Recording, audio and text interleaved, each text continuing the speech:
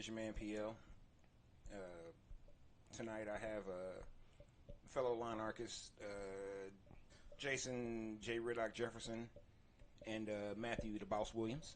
The boss. Yeah, that's you are. You know, if somebody comes up to you and calls you the boss, man, that's on us. How bad. Don't do that. They get to do that. Don't do that. Oh, he don't like it when we do it, y'all. So just, you know what I'm saying. We are lovingly irritable. So, but yeah, not a fan. That's funny at this point. Oh, that's hilarious. Because I do take a little bit of joy in how uncomfortable it makes you. Because it's weird. I can imagine. But you know, it's how it's as best we got for you. We can't cut no checks, so Rick Ross on The Biggest Boss. Just seen that song over and over in my head. You do it, and just like, why is this a thing? Well, man. Well, this is July 18th, 2025, Friday night. Before we go too much further, let's go ahead and check in. For those that are familiar with the show, you know that the check-in is our portion to do our due diligence for good mental health. I don't even know if I say good mental health, but better mental health. You know, it allows people to get a couple things off their chest. You know, it is a judgment-free zone. We don't say anything. We try. I mean, you know, okay. We try not to. We do judge. We listen, but we don't judge openly. Overtly. Blatantly. So, unless you're talking about harming yourself or harming others. Right. If you're doing that, then we will step in and I don't know what the fuck we're going to do because we've never had to do it. But we'll do something. You know, we'll probably just stop the show for real. I have no problem pulling a plug and we have a real talk. You know, like real discussion. Yeah. There's no point in exploiting somebody's actual crisis situation. No, we're not here for that. Yeah. This ain't Shade Room. This ain't Bossip. No, man. Oh, dude, you went way back. Bossip. This ain't Lipstick Alley. What are you doing? It could be ice cream combos. Shout out Xavier. We were like real good Twitter friends back in like 2008, 2009 when she was first getting started, and I was doing a lot of touring, and since I'm times I'm not driving, I'll just be on Twitter just looking through and oh man, you know, just yeah. So it's cool to see her platform has really grown and developed and it's not trashy. Yeah. You know what I'm saying? Yeah. I'll be honest, the social media influencer person that I'm glad is getting their comeuppance in public is Mojo Jojo himself, Ace Metaphor. I don't like that man. I have real reasons to not like him. I don't even know who that is. The guy that owns the Tonight's Conversation. Ah. Yeah. I don't like him at all. And he knows why. But he does a lot of theatrics, though. Like all that running around, like when somebody says... Is that the tall, skinny dude? No. The tall, skinny dude with glasses is Trip. Trip is cool. Okay, I was about to say, damn, I like him. Trip is dope. Yeah. Great poet, good people. He always, not always, but whenever I've watched, a lot of times he's like making some real sense. Yeah. And he really does preach accountability for men and women. For both, yeah. Yeah, and I love that. But yeah, I'm not familiar. It's funny, you know, do a podcast, but I really don't listen or watch other podcasts. I watch like Bomani Jones, the Right Time with Bomani Jones. I've been starting to watch or listen to Van Lathan with the Higher Learning. And there's a third one I've been I've been splitting some time between like Dominique Foxworth's show and Mina Kimes with Lenny. I got a crush on Mina Kimes, so you know. Honestly, for somebody that knows as much about sports in general, but specifically how good she is at football, like I just love listening to her because she picks up on stuff that you're like, I was thinking about that, but I didn't have the stats to back that up. Let me and she'll talk about it on the show something like, so I was right, but you got the details on it. Yeah. You know?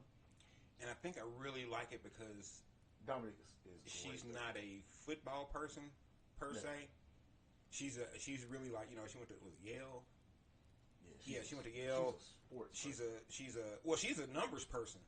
She's like she's like she's an analytics person or something. And then, but she also followed football, and she was a big Seahawks fan, and she took what she did and knew and applied it to what she loved, and here we are, man. And the greatest credit I can give many times, she makes baseball that I don't watch anymore and teams that I never cared about interesting. Like when she gets into it, especially on Blue Sky these days, when she gets going on her teams in baseball, I'm like, this is actually interesting, and I have to keep reading this thread that she's got going. Right. Man. Shit, since we got you going, how was your week, man? It was not looking good early, but it turned out to be a really good week. We were really concerned about some stuff going on with the place I'm currently working, and it was just kind of a little bit of a rut there. Things just kind of, not even a rut. It was just stalled, waiting for things to happen. Right. And then I looked up, and kind of all at once, everything just came together. I had to be reminded of that's what the patience lesson was for these last 3 years. Sometimes you just gotta wait. It's it can be jarring. Yeah. When you have to apply the big lesson to smaller lessons sometimes. That's because it makes you realize how big the big lesson really was. You know what I'm saying? And how, like you pour syrup on pancakes, everything getting sticky. You know what I'm saying? And that's, I like pancakes. And then this is a very small thing, but I had a couple of personal things that, like, again, small things that just made me feel good about me. Yeah. I told you a little bit before about the whole renting a pontoon boat. So that was cool. I had not driven a pontoon boat in probably 15, almost 20 years. And it just felt good. It was like, man, I can still do this. I still knew what I was doing. I'm still doing all the stuff right. Matter of fact, last time I rented a pontoon, I think it was $25 an hour with the 2 hour minimum. Oh yeah. So it was like, I remember, and it was like 4 or 5 of us, and I think we got like 4 hours. Yeah, because that's what, if you booked it ahead of time, it was always they would do 4 hours instead of the 2.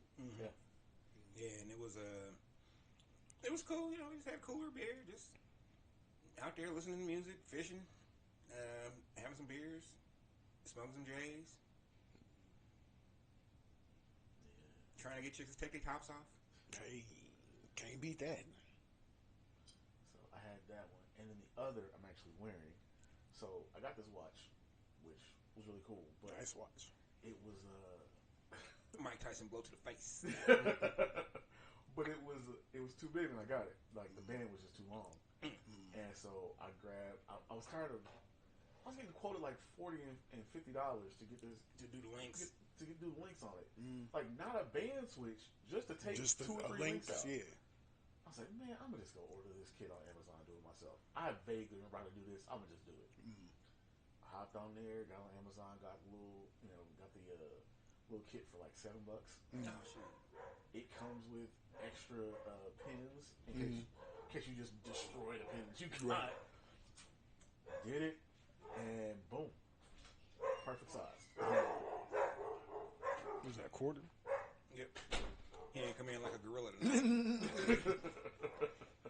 So yeah, after that, like I said, between that and just getting things together, it's been a good week. Everything's been moving pretty smoothly now. Hey, I'm gonna get some video effects and stuff. I can start pushing buttons so when it was like confetti drops for the whole What up, old man? Shit, Jay, how was your week? Man, my week was actually the opposite of Matt's. Like the beginning of my week was awesome. I'm alive. Like shit was going great until today. Fuckery Friday. I've not had to call the police on nobody in over 20 years. And today was the first time. And I felt good about that shit. Because as I'm a tax-paying citizen, that motherfucker stole from me, so the peoples needed to get involved. So yeah, Listen, the 12 call was warranted. yeah, I was just like, you know what? And the crazy thing, I did not feel bad. Like some blow to the face. Yeah, when I tell you I dialed 911 with your chest out. Yeah, with my whole chest. I was like, excuse me. I feel like you should be fading up. I pay my taxes. See, this is where we had the flag waving. Like, for real, though. Then they go to his picture. Nah, then I would go to the picture of Trump after he allegedly got shot. After he got shot. Fight! Allegedly. Oh, dude. I know Yeah. this is check-in, but I got to say this because it's over. I was watching YouTube this week, and they were showing the gelatin. They had a gelatin head, and they were like, "Yeah, let us show you what would happen if the 332 round really hit. It might not have torn his ear off, but it would have. Actually, it would have blown his ear off. It would have just completely. It would have pulled all of his ear off, and it would have yanked off. Yeah, yanked off like a lot of his skull. Right, this part. This yeah. They get the full ballistics dummy. Yeah. And they slow, and they had to go in super duper slow to where you could see. You still couldn't see it, the bullet, but you could see like when it hit. Passing, yeah. When as soon as it hit, dude, his ear was the ballistic ear was like that big. I said, yeah, and Trump still got his ear. Yeah, no scars. No scars, no nothing. So, Nothing. He didn't get hit, man. Mike Tyson blow to the face. He did like that. And squirted some shit. Oh, he had a blood pack because when they show when he pulls back to reach his ear, and you can see a yellow pack in his hand, and then he pulls, he's. Yeah, you raggedy motherfucker. What I say when that shit happened, Jason, on the show, I said, hey, no, you gonna win. And whatever shit, happened to the dude that did the shooting? Where's he? Oh, he did. yeah, he's real. Right. Exactly. Exactly. Right. Oh no, I believe he's really dead. Yeah, I think they killed him, dog. They ain't playing. Actually existed in the first place. Okay. Oh, Just like because we sure know a lot about it. I'll say that's ultra conspiracy right there. So I never said anything. Oh, you mean like after that? you mean like the He's definitely dead. outside of Jeffrey Epstein's cell are ultra conspiracy theory? Oh man, Like and the terrible there's editing. no list at all that ever existed. It was all made by the Democrats. That. Okay, just checking. Right, just checking in. They was all on the island though. They was all on the island. We know this. And all the ones that were on the island should all have gone down. But you know they weren't though. I don't care what your affiliation is. If you're a pedophile, you're a pedophile. I don't want you to. Sure. Yeah. Exactly. When all the Diddy trial stuff started, and we were talking about it before our hiatus.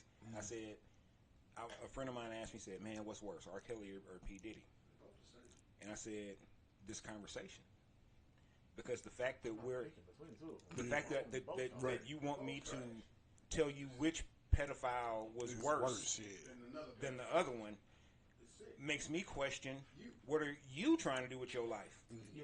He was like, whoa, I said, no, I know you're not, but I'm just saying, and then but when I said it, he was like, oh damn, that is I was like, yeah, man, yeah. So that's just say check his hard drive. Actually, used to go check his hard drive. But but that's just like the niggas that was watching the R. Kelly piss tape in the barbershop. Oh, I was just like, bro, I don't want you cutting my hair. I stopped going to the barbershop that I was going to for a long time. Heavy, not only would they be watching that motherfucker, they would allow a nigga to be in there selling it. Also, they were selling copies of it. And I'm like, nah, man, this is not. And there used to be kids like they didn't give a fuck if kids was in there or not. And I was like, hey, man, if I gotta be the voice of reason, then something's really fucked up. They came to the shop every weekend trying to sell them motherfuckers for like a month and a half straight. Oh, $20, yeah. Every weekend, somebody would be in there trying to sell them motherfuckers. That's crazy. That I feel like for us, that's one of those. you can judge somebody by whether or not they bought and watched that. They watched it. Because that's another level of depravity at that point. Yeah. Now I have Because seen. I don't want to see that shit. I've seen parts of it, but the parts I saw didn't have the children. You know, it was the grown women parts, and I was like, oh yeah, no, that bitch grown. You can tell she grown. Oh, I'm out. No, she don't look like she grown. As soon as they switch to the jungle room or whatever, and then she show her, I'm like, no, she's 14, 15 years old, my nigga. Y'all need to stop this tape right now and turn this into the police. Like, for real. It was a kid, straight up. It was a kid. Well, and that's what everybody was so mad about with the different interviews. It was like, all of y'all are telling now, but all of y'all just let him do it. Right. That's like that Gene Deal dude. His money ran out. That's what it was. his bodyguard that's telling everything. Yeah. I was like, nigga, you was You were there. complicit in all this because you was there and allowed this shit to happen. Yeah. If we're gonna be real before we get you back to your check-in, R. Kelly should have been gone the moment they realized how young Aaliyah was. Dude, yes. Okay. Now I do have just a tad. 15. I got the smallest bit of pushback, but listen. Her parents. Oh, her parents set her up. Yeah, I include them in the You know what I'm saying? No, I include them in the people that should be gone for their involvement. And listen, if there is any singular person that is from my age group that I get ridiculously defensive of, it's Aaliyah. Like that she is number one of mine. But yeah, he should have been gone then. Yeah. Much as we all love the music. I wasn't really that big on the music then. I'm just saying, like in general, like all the music. As good as all the music is, That R album. See, let me tell you. No, I'm tell you how R. Kelly shit. worked for me. They dropped the album Tuesday. Let's say 12 play. yeah. They dropped 12 play that Tuesday. KPRS is playing. What was the first single off 12 play? Whatever that first single was. KPRS is playing the shit out, playing hell out, 2 times the hour, 3 times the hour easily. So I don't like it. I buy it because I got bread. I'm young. At the time I got expendable bread, so I buy it. I listen to it, but just like all R. Kelly albums, up to 12 play, I listen to it and I'm like, I don't really like this shit. This ain't. But you get inundated with it so much. Every time I turn on BET, every time I turn on MTV, every time I turn on VH1, every time I turn on KPRS, every time I turn on 93.3. You know what I'm saying? I'm hearing it, and it's like, all right, I done got used to it.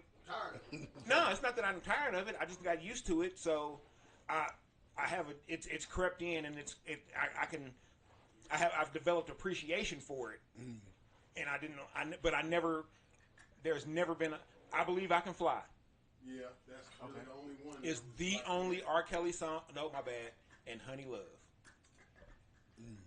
How you feel about his music? But I can't listen to Honey Love anymore.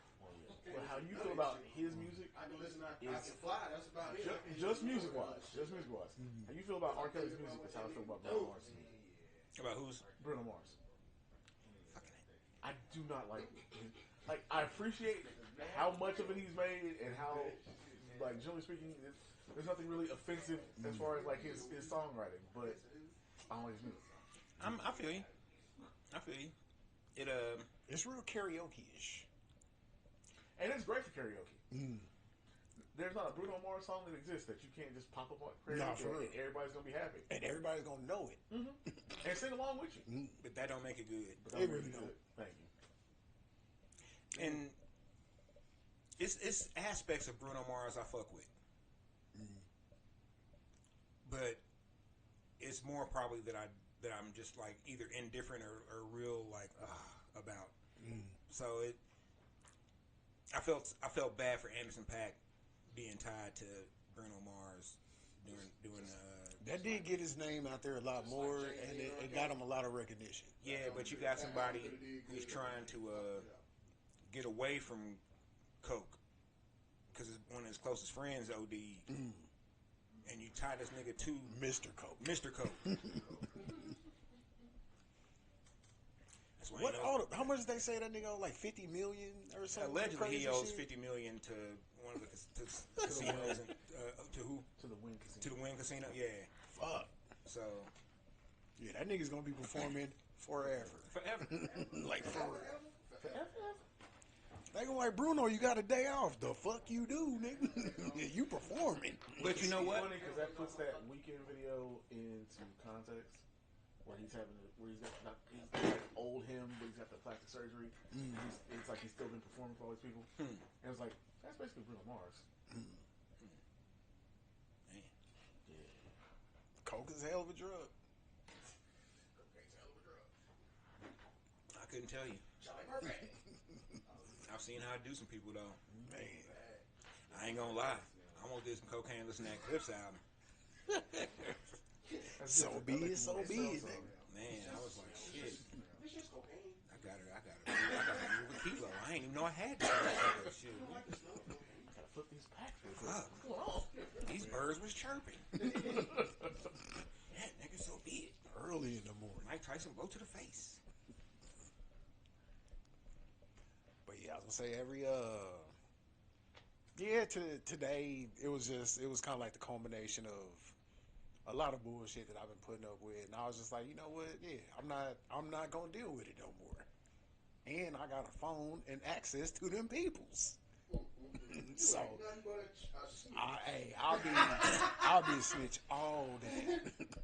Cause it's like you're not gonna steal from me and then look me in my face and be like, niggas just hit me with the, what you gonna do about it? I was like, oh, this what we doing? Okay. But yeah, I'll say besides that, I'm alive.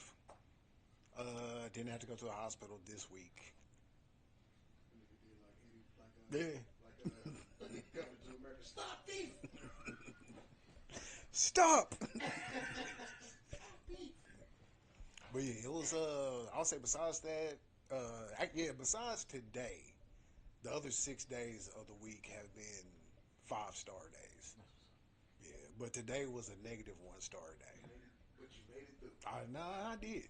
So yeah. You had to call one time, but you made it. But yeah, I'll say any plumpers out there that want to, come through and give your boy a little loving, just I say comment down below. I'll be reaching out. But what about you, P? How was your week? Man, it was overall a good week. It's every day is ups and downs.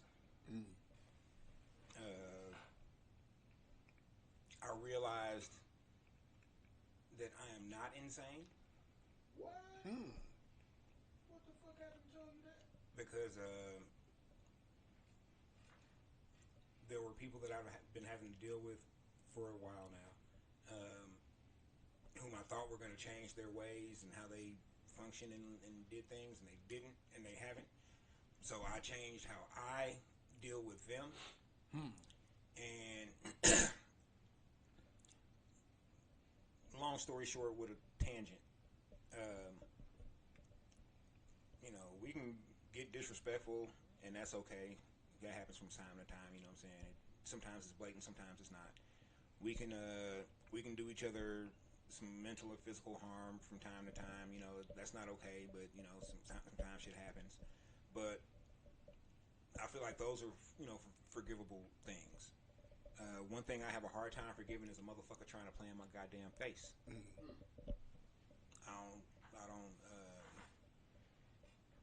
Nah, we're not gonna do that, because you playing in my face is a question of you questioning my intelligence, or that's how I see it. Nah, that's it. That's what they do. I don't brag about being smart or anything like that, or try not to, but I'm smart. I'm not. I'm not. But shit, LCPA, baby. in 2025, all right, is all you gotta be. Nah, for real. All right. That's gonna put you in the upper percentiles. But as I look in the camera, and matter of fact, you know what? I'm gonna do this. Yeah, zoom in on them What you niggas. gonna do, cuz? Zoom in on them Show niggas. the motherfucker. As I look at the camera and say this with every fiber of my being, fuck around if you want to. I'm petty as hell. I'll play this shit out for the next 5, 10, 15 years. Yeah. I got nothing but time on my motherfucking hands. Now that's the long con. God keeps me alive. Nigga, I've been shot, electrocuted, rollover accident, what? So apparently I'm here to do something. And maybe that something is fuck with your life. Let's not find out. Man. No, I ain't vicious, but what we're not gonna do is play in my face. I'm not playing in your face. If something ain't going right, I'm gonna be straight up about it. If something going shady, I'm gonna be straight up about it. But what I'm not gonna do is hit you with this ball of shit and say it's mud. That's just true. You know what I'm saying? I ain't finna piss on you and say it's raining. And why do all these sayings have to be about bodily functions? Not a cloud in the sky though. Niggas are for real just whip it out and piss right on your foot. Yeah, you know what I'm saying? So no, you're not gonna play in my face. You can play in your own motherfucking face. You can play in your mama's face, but you're not gonna play in mine. That's on everybody, mama. Like you said, try Jesus and not me. Yeah, try. Don't even try Jesus. He fed up. Dead serious. He said he ain't taking the wheel no more. His license suspended. Be in an Uber situation. Huh? Lift. But yeah, man. But I have good news that I shared with you guys. I can't divulge it publicly just yet, all the way. But No, that was great news. That's great. Yeah. oh well, I appreciate that. He finally having a kid. Everybody says good news today. He finally got a kid coming. Hell yeah. He's I gonna don't be know if that would be, twins. I don't know if that'd be great news or not. It'd probably be at least one sad person. The one that got away. Scroll through his book. That one. Right there. Yeah, no, I've really given up the thought on the idea of having kids. So As a male, you can have kids all yeah, the way I up can until have the them time. about 75, 80, blah blah blah. I'm just saying. I could. At this point, you might as well just. I say, could go fuck buy it. a vial of wet right now and smoke it, but I ain't finna do that either. What does one thing got to do with the Hey, other? those are both real long-term life decisions. You know what I'm saying? Shit. Panther piss, child. Goddamn. Hey, they both gonna shorten my life. Yeah. Oh no. You want to know something though? Wet gonna keep making me No, live we longer. gotta. Hold on. You taking the Kansas City logic? No, hold on. But we really do gotta,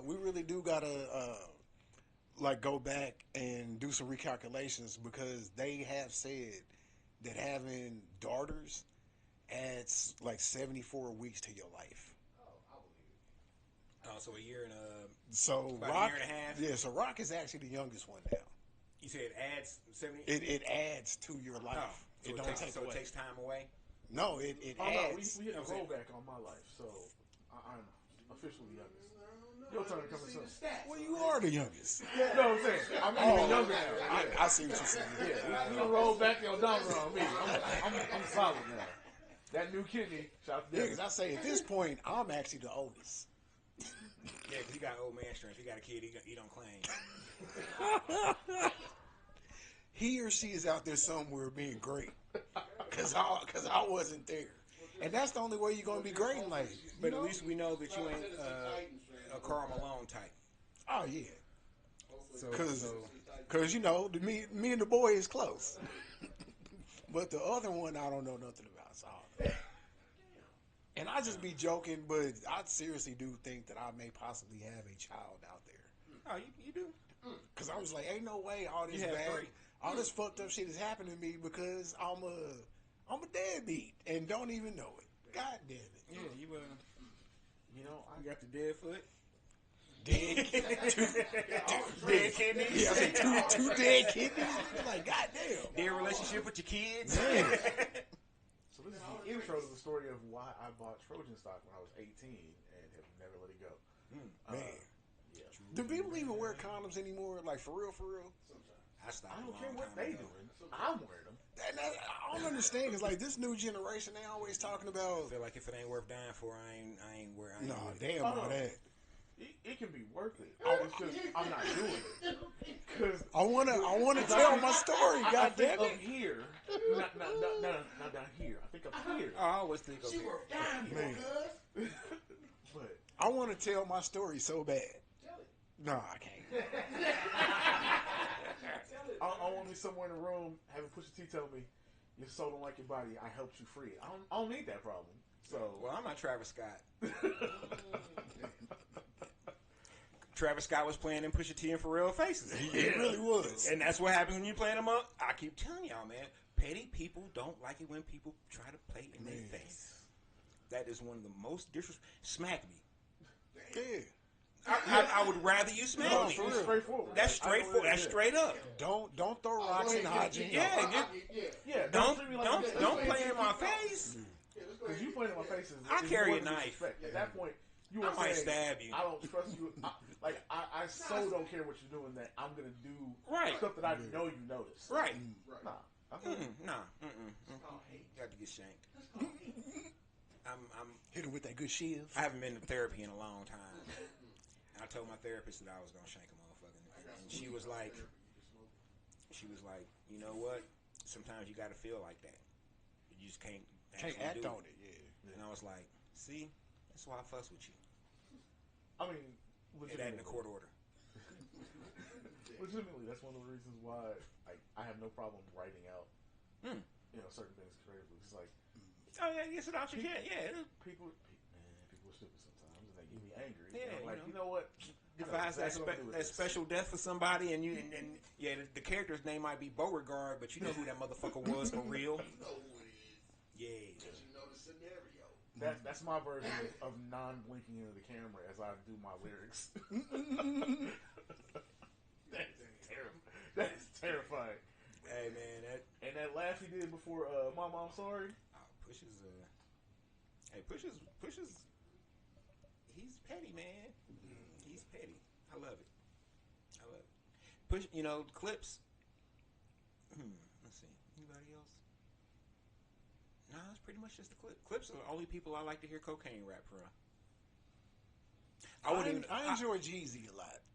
I wasn't even a big fan of just Pusha T alone doing cocaine rap. Pusha T was moving too much cocaine. He was moving live. A lot of dope. It was too much. Young nigga moved that dope. He was using it as you'll understand this Through but these by using this metaphor to talk about this other thing. Malice pulled him back off the dope some. He's like, hey, bro. We got more. Like, we moving too much. The feds is watching. Hey, bro. That's a whole beach.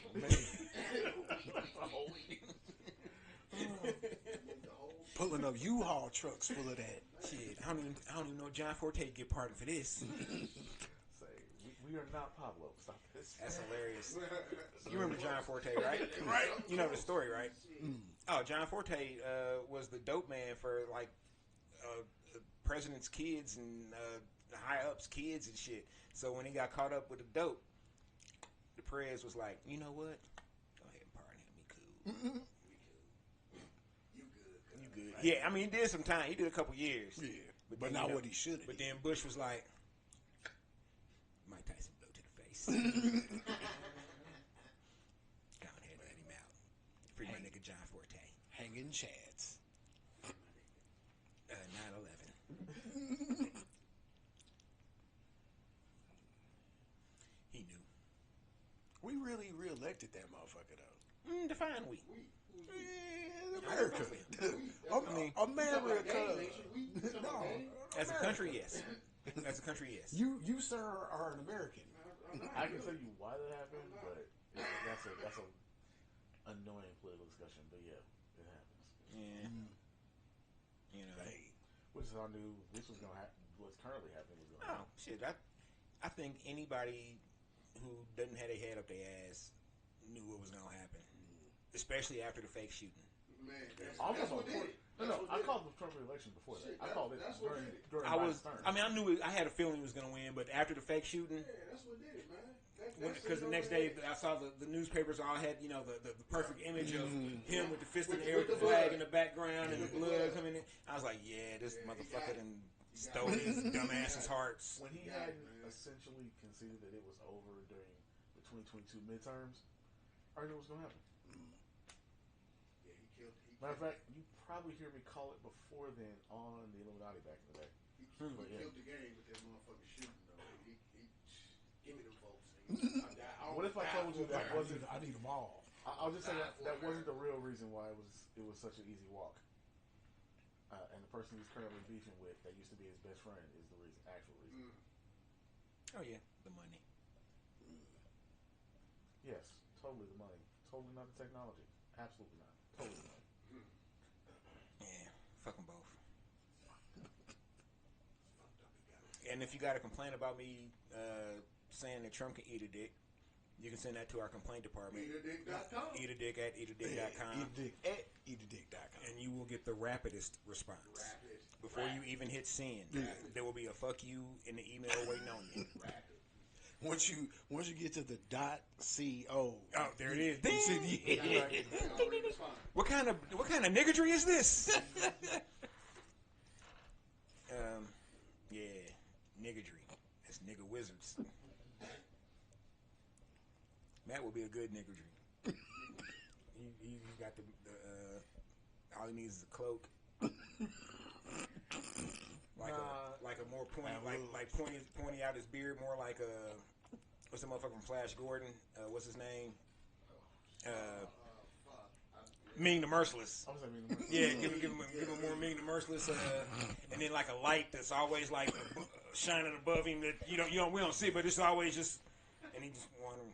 Nah, man, wizard. He doesn't walk. He just wizards need spell books. He just flows through me. You don't need the book.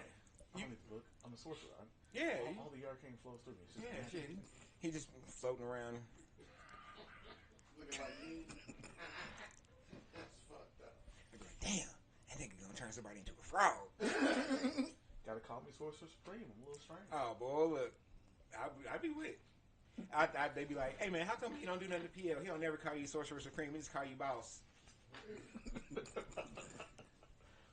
You be fucking people up, call you boss. How come you get away with it? Hey, don't worry. Too many questions. Frog. Frogs. All of you. Turn one person into two frogs. Damn. That'd be mean. Yeah, I say it would, because what if one of the frogs died and you tried to bring them back? Oh. What half would be back? Just the leg half? Was it the soul? Oh, no, I would never make it so simple. It would be like random bits. So, shit, that's all bad. Like I mean, you talking about me. Like, Wouldn't have if a I'm being spleen. ridiculous for somebody a frog, I'm not going to make it easy for them to go back together. No, but I'm just saying, if you turn them into two frogs, it's just like, damn, and one of the frogs dies, then what's Well, going they on? just won't have like the right ventricle. Yeah. Or, hold up, this would be real fucked up. What if you literally halved them? Oh, no. The body's in pieces. So you've got like a leg over here, maybe a lung, that's terrible. a kidney. You gotta give them a chance to get back together. And then over here we got a heart, big brain, the other leg, the other arm. Yeah. Man. You technically need both frogs to actually get the skin on. So Easy. It's some old Full Metal Alchemist shit. yeah. I'm adding that to the shows. I've watched some of it before, so I'm familiar, but I'm gonna start it from the beginning. And I run Dungeons and Dragons games. I know you. I can get creative with some villains now. Speaking of getting creative, July 26th, Saturday, 6 p.m. We got motherfucking matinee sessions. That Blues Brothers. With the Blues Brothers. It'll be Lou Rip previewing some new music, and Deuce Fontaine will be playing a lot of his remixes throughout the night, and also doing a beat set. Yeah. So if you are an MC or a songwriter, or looking for commercials or music or something like that, come check him out. He'll be price to sell, price to move. He ain't trying to hold on to him. I don't think. I mean, it kind of would defeat the purpose. But that'll get started next Saturday, 6 p.m. at Soundbite Social, which is basically the restaurant in the back of a warehouse on Broadway, 3951 Broadway. No cover, so it's free. Settle. The restaurant will be open, so you can come in, have some good food. I'm charging at the door $2 at least. If you see a dude charging at the door, don't worry about him. He probably just homeless. Yes, he is not officially with the Lawnarchy. That is his job. I have my Lawnarchy shirt on. He no matter what kind of gear he has on, he's not with us. I'm wearing the merch. I'm wearing the shirt. That nigga bought that. It's gonna be some bootleg merch out there. Stuff like that happens when you win Best Podcast. It's people just try and bite your style. Man, The style that ain't a style, that is a style. Watch it go buck wild. Rest in peace, Craig Mack. I got Lawnarchy spelled wrong and shit. LON Lawnarchy.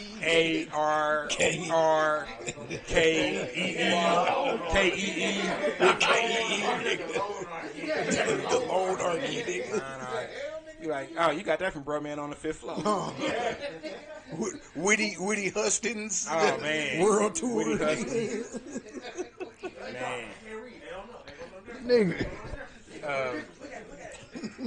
And after we get done with the matinee session next Saturday, we'll be doing All Night Long with DJ Jamel Rockwell. He'll be spinning from 9 p.m. to close. Oh shit! I see what you did there. All night long. All night long. All night. Okay. All night long. Beach. Man. Oh, but shit, I forgot. Nigga, the check in the show on Sunday. I forgot to talk about that. Yeah. Oh, hold on. We'll talk about that. let's- That's actually something. That's a subject matter. So Okay. So we'll be partying with Rockwell next Saturday, 9 p.m. Same place. Still no cover, I believe. Settle. It's gonna be it'll be a good time. You know what I'm saying? Some funk, some soul, some groove, some hip hop. Maybe some Baltimore house. Ooh. You know what I'm saying? It's kind of a free for all. So They all gonna be bangers though. oh yeah, definitely. You might even hear some of this new Paul Elliott. Oh, who was that nigga? It's available now at my Bandcamp. That guy needs to do some videos. He needs some videos, man. He needs some videos. I do. I've been slacking. Well, I haven't really been slacking. I just I'm gonna be honest with y'all. This was not this project came out. There was no rollout plan. There was no I'm gonna work this. There was shit. Honestly, I'm gonna wind up re-recording a couple of the songs just because I'm not a big fan of how they feel, and But what this was for me personally was I was watching Instagram, and DJ Jazzy Jeff was talking to some people, and he said that as artists we have to die empty. Mm-hmm. And that hit me in a real major way, because I've had hard drives. I mean, like real, like me and you were talking about when at Jazz's that day, and I was like, shit, if I could ever get a hold of some of them hard drives from the Soul Service days, I got like 10 albums of stuff easily. But you know what I'm saying? And I've been holding on to stuff, and I just don't know why I've been holding on to it. Not in a petty manner or anything like that. I just been holding on to it. And when he said that we need to, as artists, we need to die empty, that yeah, man, that hit home, because I have done my fan base a huge disservice by not releasing anything for the past 7-8 years. I got stuff. I'm not gonna say I got hella stuff. I got a decent amount of stuff, but I just wasn't gonna put it out. I didn't have a plan or a thought pattern about it or anything, and so I found these files from first quarter, and I had it ready to go back in January, honestly, because it's called first quarter. It was supposed to be first quarter. Man, I just flubbed every date that I said I was going to put it out, because I wanted to do it. I did want to put it out on a Tuesday just because I'm old and I like Tuesday being the new music day still. And so I just every Tuesday I just be like 2 o'clock and I go, damn, I'm into and then that Tuesday I put it out about a month ago. I was like, oh, you know what? I woke up, it was like 3 in the morning. I knew I wasn't finna go right back to sleep. Let me go ahead and put this album up. I appreciate the feedback I've gotten from everybody. It's all been love, constructive, good stuff. Appreciate the people who've paid for it. Appreciate the people who've shared it. And I will say this: going forward, Bandcamp is where you will find my stuff initially. I'm going to sell before I stream. I'm not turning it over to CD Baby or TuneCore just yet, so that I can get my 4-cent check from Spotify. That nigga had 300,000 streams and he made $17. Nah, he didn't make that much. For 300,000, it's about 17. I don't think so. Yeah. Nah. No, trust me on that. I'll take your word for it, but I don't believe it. I feel like it's closer to $10. I don't say if you got DistroKid at least, that's about the going rate. Them other places I couldn't tell you. I don't know. Like I said, I'm streaming. I'm selling before I stream. Yeah. Because this way, and not, but I get the money. Right. You know what I'm saying? It's my product. I worked on this. Bandcamp takes their percentage. But I get the lion's share, and I can do if I need to. I've already paid the producers and stuff, so that's not a so. And I'm not out here blowing the bread. Shit, it's all still in the PayPal account. Whatever has been sent is still there. In part because I'm gearing up for some touring. I can't say that much. I can't say too much more than that. But I am gearing up for some touring later on in the year, and shit, I might be hitting you motherfuckers with a GoFundMe next week. I don't know. Hit your boy up with one too. Shit, nigga, go fund your knees. That's what I need the money for. I know. Say get him a new pair of new I don't think it's that much money allowed in GoFundMe. I just won't buy on it. Nah, you can get a couple. You probably get a couple knees on the black market for like what 100K. Oh shoot, I don't know. I know you can get a heart for that much. I don't know how much kidneys is going for, but shit, I'm gonna have to find out. Oh damn. Wow. Go down to Puerto Rico and get one of them operations, Nick. They're gonna be mad if they tried to get you. They're gonna be like, hold up. Like, damn, this nigga He already somebody already taken these? Oh, damn it. We was too late. Did you find him in a bathtub of ice? How is he alive right I now? told you don't be taking no pre-gaffle kidneys. It's like, but we didn't see no stitches or nothing. Shit, they did real good work. Went up through the urethra. That nigga must have went to Dr. Miami. Oh damn. Nah, he ain't get no BBL. BBL Drizzy. BBL Drizzy. BBL Drizzy. I still haven't listened to whatever that new song is. Is it an album or is it? No, so the album is coming. It's called Iceman. Yeah, I haven't. The song that's out is called What Did I Miss? All right, Like you said, what I missed, man. Six is back.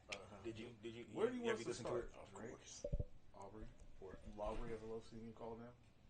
Aubrey Lowry. They've been calling him Lowry.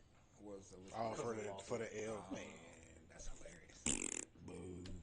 That's hilarious. I'm sorry. You can't sue over beef. You don't sue in You can't sue over beef. You know what I'm saying? That's not what he sued for. Hell. And The Locks the didn't fact- even sue over beef. nah, listen. What Drake has done is he is making sure that big ass companies like that don't fuck over their biggest artists. And Or their I love artist how much period. you're coping with It's this, not coping but though. That's What he no the way Having the read way the his lawsuit. lawyers explained it made perfect sense. Their public statements to average people are totally different than what the filings show. They The gave filings are They gave entirely Drake based on- 400 of them things. 40000. However many fucking Did you read zeros is the 400 million. Did you read the pleadings? Nah, I read what social media said. Forget what social media said. Damn In the it, pleadings, social media which some of them said. are badly written, and they know which ones I'm talking about. No, but That was Seriously, that's the though? problem. No, seriously. no, but what the way that they came out and said was basically Universal gave Drake 400 million. He already recouped all that, but he recouped it so quickly. They was like, man, shit, this nigga can take all his shit over to Sony now. So they was like, we really have to like take all of like everything that he's doing and just totally just destroy it. So we gonna keep on letting Kendrick call this nigga a pedophile, even though none of that has been proven. And then that's gonna make it to where Drake has to come back to Universal because Sony's not gonna fuck with him. So we gonna give him a lowball offer that he has to take. Nobody else is gonna want to deal with him because they like, oh man, Drizzy a pedophile now, because Kendrick said so. I love this fantasy. That was a whole. Tell me not- that don't sound right though. At least. Well, it would sound right if you didn't know what was actually in the lawsuit. Oh well, but I don't want to know. That's the thing. Yeah, as long as you can admit that you refuse Yeah, to find out the truth. I refuse to about find your- out the truth. about your hero. Yeah, Aubrey. he's not my hero, but if he ever said, "Hey, Red Eye, I need you to write an album for me," nigga, I'm there. You sounding real academics right now. I'm there. real Rory and Mal. I'm there. Yeah. But listen though, I don't date teenagers, so I'm not on the academics. You know what I'm saying? On that level, but I will date a 25-year-old. So you know what? It is what it is. Nah, cause let most people tell it. A nigga in his 40s shouldn't be dating a 25-year-old. That's all I'm saying.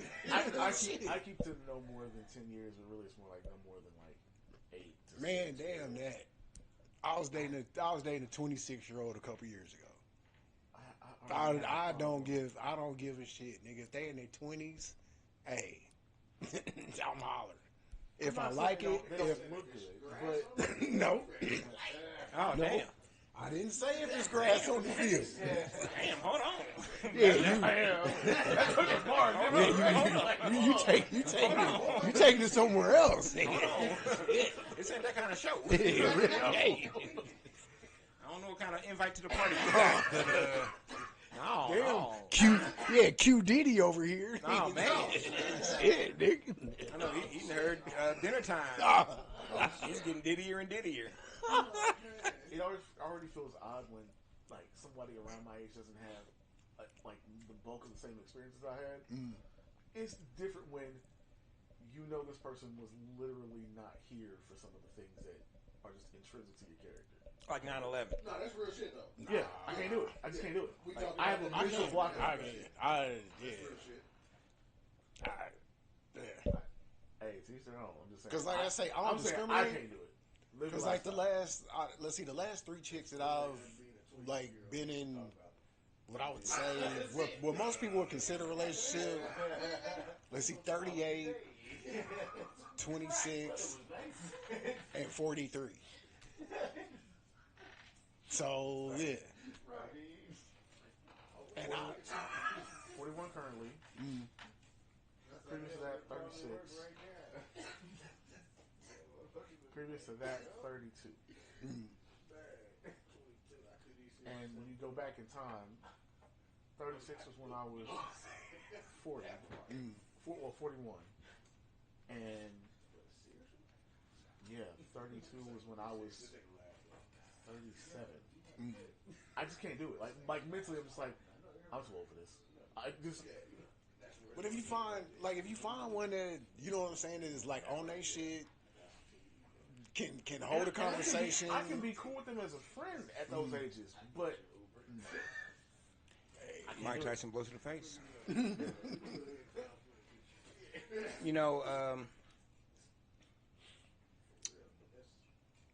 I could definitely, have physical relations with someone in their 20s. That wouldn't be a problem. I don't know if I could have a conversation with a lot of the people that I know in their 20s. That would be, or at least a decent conversation, because we're just in two different places. I think it always depends on how they come to you for that conversation. Because there are some people that, despite their age, there's level of way more sense and maturity. immaturity. High Yeah, enough, extremely high. Yeah, but I generally speaking, I get what you mean. because when I was like 30, I used to tell people if I met an 18 or 19-year-old model, I would date her. Why not? For one, she's 18. Yeah. But she's a model, so she's probably done way more shit than I've done. You know what I'm saying? Been around the world, so she's seen a lot of shit. Yeah. So she's seasoned. I think some of that is also the career, like the being the model is what changes that. Yeah.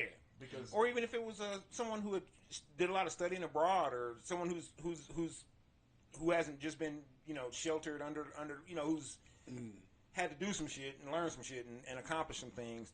Okay, but this is also back then. Now I wouldn't. 18-year-old is a 15-year-old as far as I'm concerned. That's I would say honestly, at 30, when I was 30, I couldn't date anybody under 21 because I can't take you nowhere.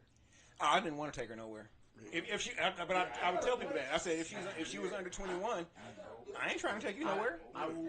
We're at the house and we everything we can do out, we can do here. I will fully cop to. I have a bit of a complex of I need to be able to show you off in public, and it's not even this is my ego thing. It's if I'm with somebody, I gotta be able to take you places. Yeah.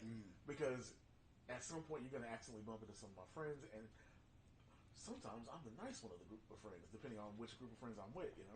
So if you can't hang with that, like, and I'm gonna know it by the time we go out to do something. So yeah. I'm always the nice one in my groups of friends. I can't say that. I'll say there's a reason I get called a villain and have been for. Well, they think I'm the nice. Everybody thinks I'm the nice, but I just be honest. I'm honest and open. You know how I am, man. I'll say some wild shit, but I really kind of meant it. But motherfuckers would be like, man, they couldn't have meant that shit. I mean, no, I really meant that's that Virgo shit, though, because I do that. I really meant that shit. And they love it. Yeah. And Rockwell hates that. He'd be like, man, how do you tell people that you hate people all the time but they love you? Like, cuz, man, I'm being honest about it. And if I'm being honest about the fact that I'm not a big people person and I'm sitting here talking to a person, you know what I'm saying, and they people, shit, hopefully they understand, oh, shit, not that I'm the end all be all, but oh shit, took some time out. You ain't a people person, and he's out here talking to me. Oh shit, I appreciate that. I feel like that's what the love and respect is. I don't know what Rockwell be thinking it is. He be thinking, man, P, you be fooling people. Nah, I don't have time. Yeah, I don't really buy the astrology thing. I'm a Pisces, and apparently I don't act like most of them. Shocker. I'll remind y'all my nickname is literally The Ruthless Wonder. What day is your birthday? I earned that one. March 14th. I'm the 13th, guys. I'm the 13th, guys. I have two friends that were born on the exact same day, one of which was born in the same hospital. And I've got another friend from law school that's the 15th. Yeah, I got a lot of people right in a row. Oh, damn, I was going to say, speaking of births at hospitals, they will no longer be having people birth. Research. And research. Man, that shit's crazy. Up. Because that's where I was born, when niggas wasn't born at research. Man, I was born in Minority. Well, that's where that was. You can only be born in Menorah or King. Yeah, back then. I was a Truman. 70s, baby. I'm a Truman, baby. Yeah. Shit, you was probably born when hell, when my pops was still working at Truman. Used to run the lab here.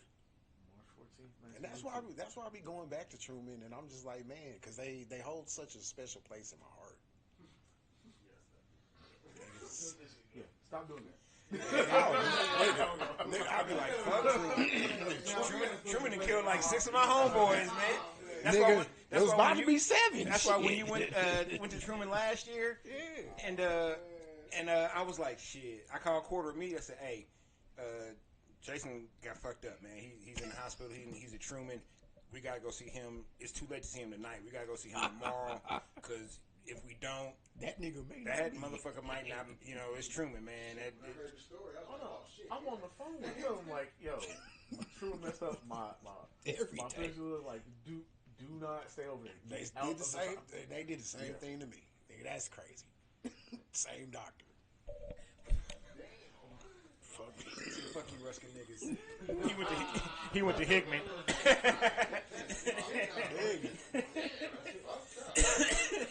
Y'all out orchestrated him, and you out debated him or something.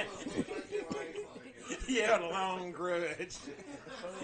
Oh, he played a long petty. I mean, the long thing. I respect it.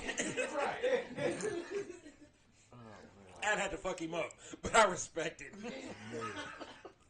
You killed my homeboys. It was night and day though, because like you go from that to St. Luke's. No, Who seriously. bend over backwards to do the smallest thing. I don't like St. Luke's. Man, St. Luke's, I'll fight a nigga for telling me that about St. Luke's at this point. Shit. Oh, man. I'm good on St. Luke's, boy. Speaking of being good on, Jason was good on Sunday night. I think I did my thing. I heard you, man. You sound pretty. You did all right. You was cool. You was right on time. You did live too. you did enough.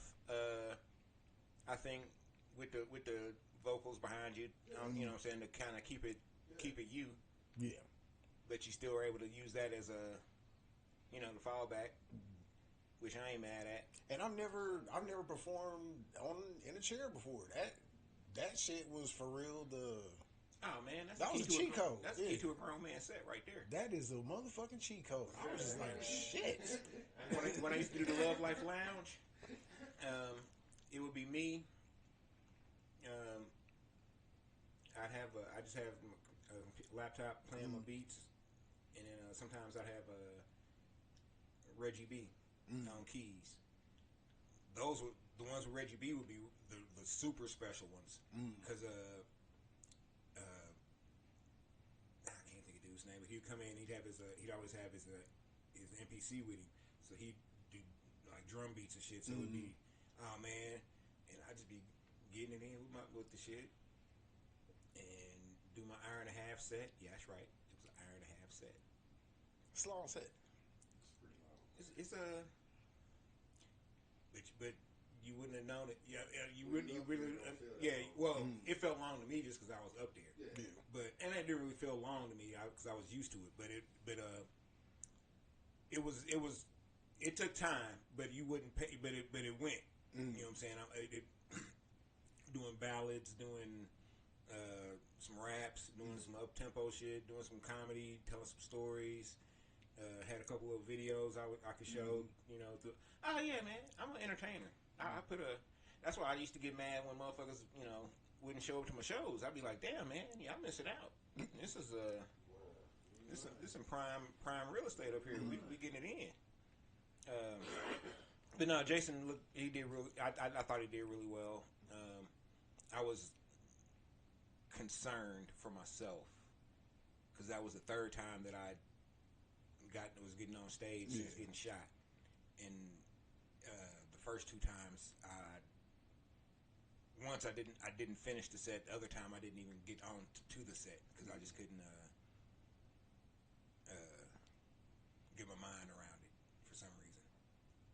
And I told myself if I couldn't get through Sunday night with Jason doing the one song, I was just gonna say fuck it, just stick to writing and recording.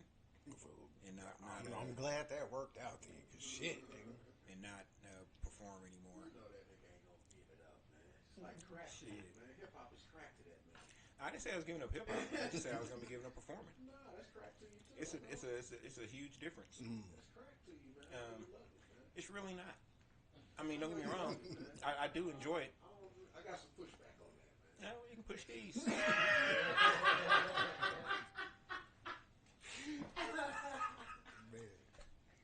How you gonna tell me how I feel about some shit? Hey, I'm doing crazy. This how you feel. This how you gonna do it. Nigga, I just sat here and told your monkey ass I ain't telling that guy pushback on his own feelings. I was cool and I'm good. And had I not made it through the set Sunday, I honestly I probably would have typed something up Monday just saying, hey, you know, I've had a 35-year run on stage. Shit, who can ask for that? Who, you know what I'm saying? It's been fun. Put two hands on that pushback. And I'd have just put a picture of some nuts up on the reply. Put a gift on it.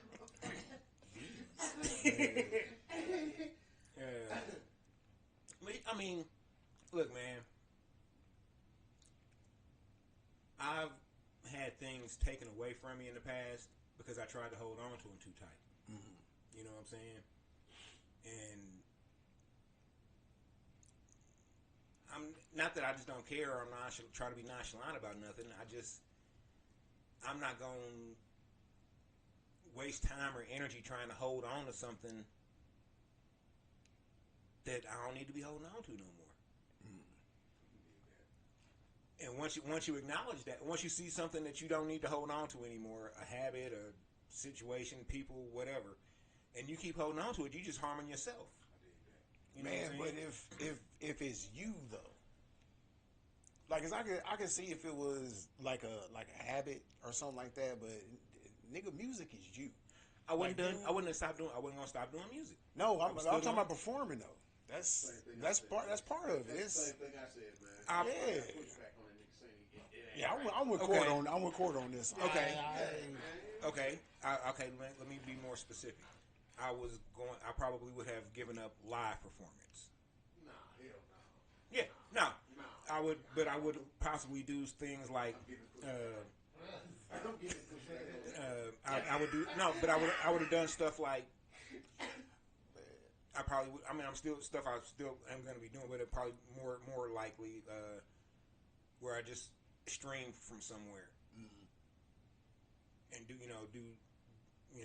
have the camera back. I'm just but it's not. Because it doesn't have to be me doing that shit right then and there. I could have recorded that shit, edited that shit to perfection. You know what I'm saying? And I don't have to put shit on it. Yeah. We are living in the days where you. That's on you. Assuming that shit was live. We know that goddamn first time you saw the fucking clips, Tiny Desk, that shit wasn't live. That shit's edited. Multiple camera angles. They got them, you got to run through some shit. Make sure the shit's. Got to make sure it sounds good. So that shit ain't live. So why would I have to do it? You know what I'm saying? Fucking live. But nah, I know how to work the game. It's the feeling though. As an artist that has been performing, like you said, for the last 35 years, you get that feeling. It's that, like, when you first step on the stage, okay, and it's like, now here's the pushback for that. Do you know how many empty crowds I've performed in front of? But it's the so no, it don't have no shit to difference do. between It is performing for this camera in a room that may just have a couple of people in here that are helping with the production of it, as opposed to performing in an empty bar.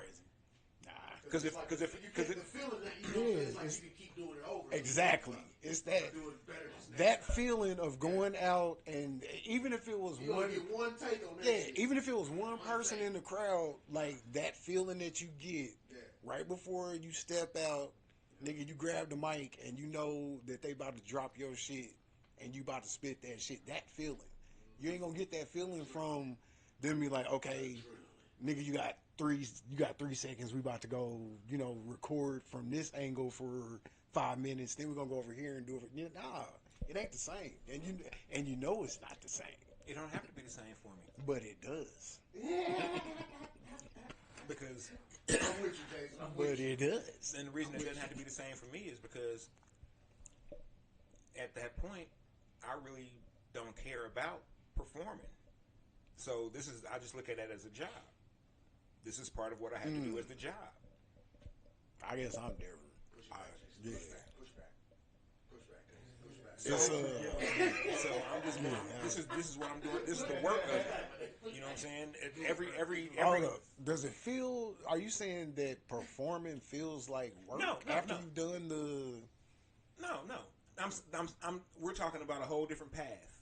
Okay. That was a potential path. You know what I'm saying? Had I not gotten through Sunday night in the way I felt I needed to get through Sunday night, then what would I have done moving forward from that? And that was I possibly would have I wouldn't have done any more live shows where at venues.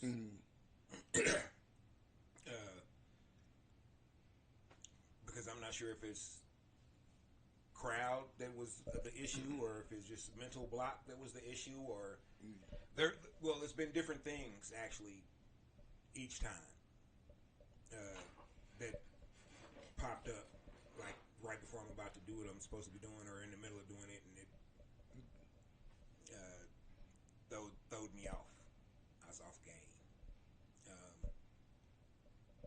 But yeah, I'm not saying I would have, necessarily enjoyed that. But if I know that I can't perform live anymore, why am I going to continue to put myself out there to try to do that shit and either don't make it on stage because I done had a mental breakdown or get on stage and have a mental breakdown. Or make it through, get off, and have a mental breakdown. You know what I'm saying? Why I'm not as much as I love all of this, man, look, I'll let it all go if I have to. You know what I'm saying? Because it's just,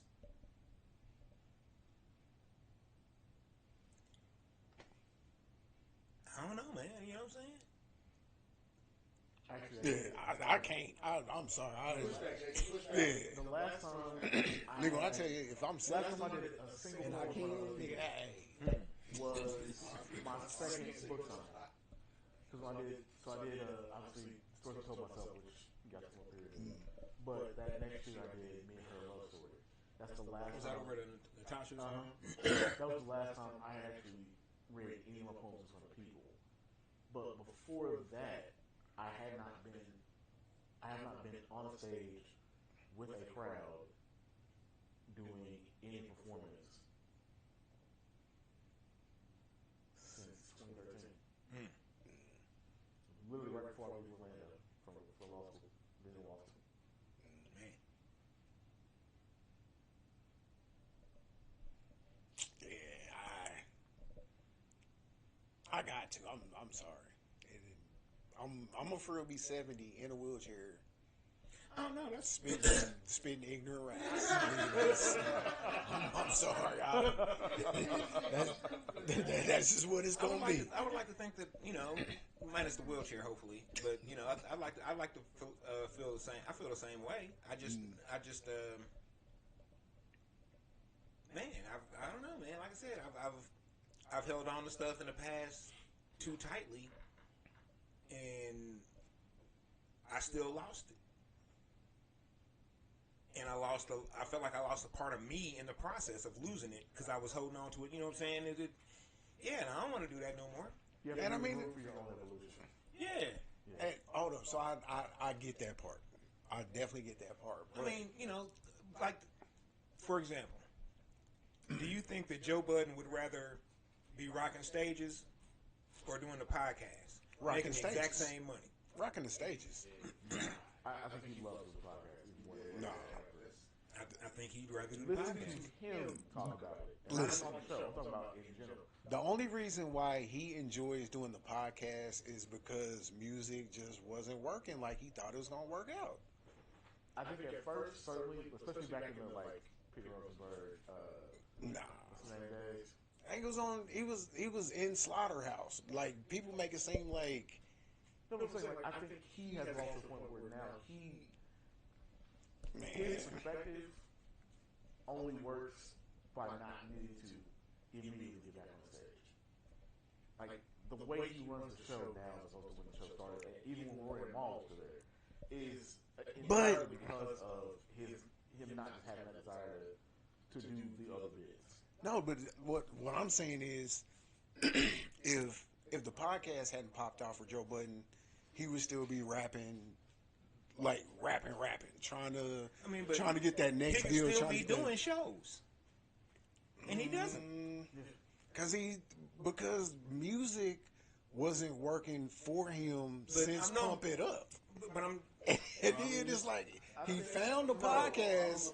I can't say that though, because it's not that music wasn't working for him. It was major label wasn't working for him. At that Look, point. okay, Like- we actually have a good comparison. Cameron and what he does with his podcast, and he still makes music, but Cameron was a way better rapper and has a better catalog than Joe Budden. Joe Budden's podcast right now is way bigger than Cam and Mace's, but it's not as good, and he's been at it longer.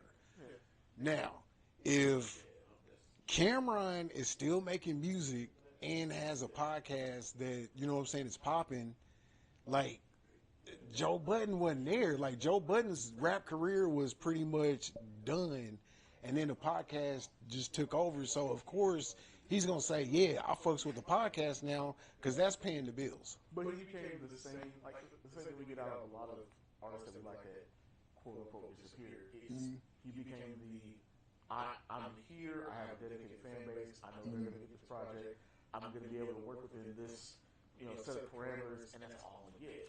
And he was fine with that. Clearly. Like you listen to them talk about it, they were perfectly happy and everything was going on. Obviously the rest of life was a problem. So I get what you're saying, but I really do feel like if he really wanted to be back to music, it would have happened. Now, he may do it.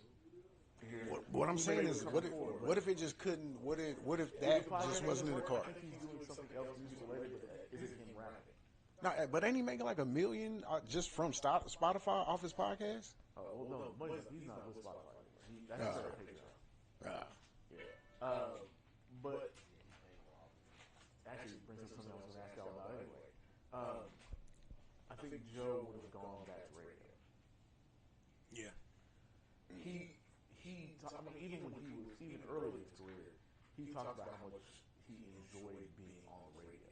That's why the podcast it's the perfect transition for him anyway. But I think he would have gone back to radio because I think for him that discussion of music, the way he was doing it on the radio, is what he really is internally. He's an introvert that has some very moving music and just loves talking about music even more than he loves making it. He clearly loves making music, but he clearly loves talking about music even more. And that's not everybody. But that's a whole personal evolution thing. Like you have to leave that room for you to evolve what you think about the thing that you do most. Y'all don't get a book out of me if I don't have that same moment. Yeah. You just gotta, like you said, you gotta leave that room. Yeah. And I think that's.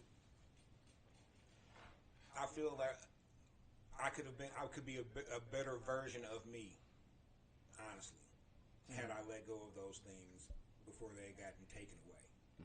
Yeah. Because the evolution that I had wasn't, you know what I'm saying, it was an evolution through pain as opposed to an evolution through, just natural growth, which isn't necessarily painless, but it wasn't sparked by, you know what I'm saying? Some shit that, could be a lot of people's villain origin stories and shit. It might have been mine. I just didn't realize I was the villain. I thought I was the good guy.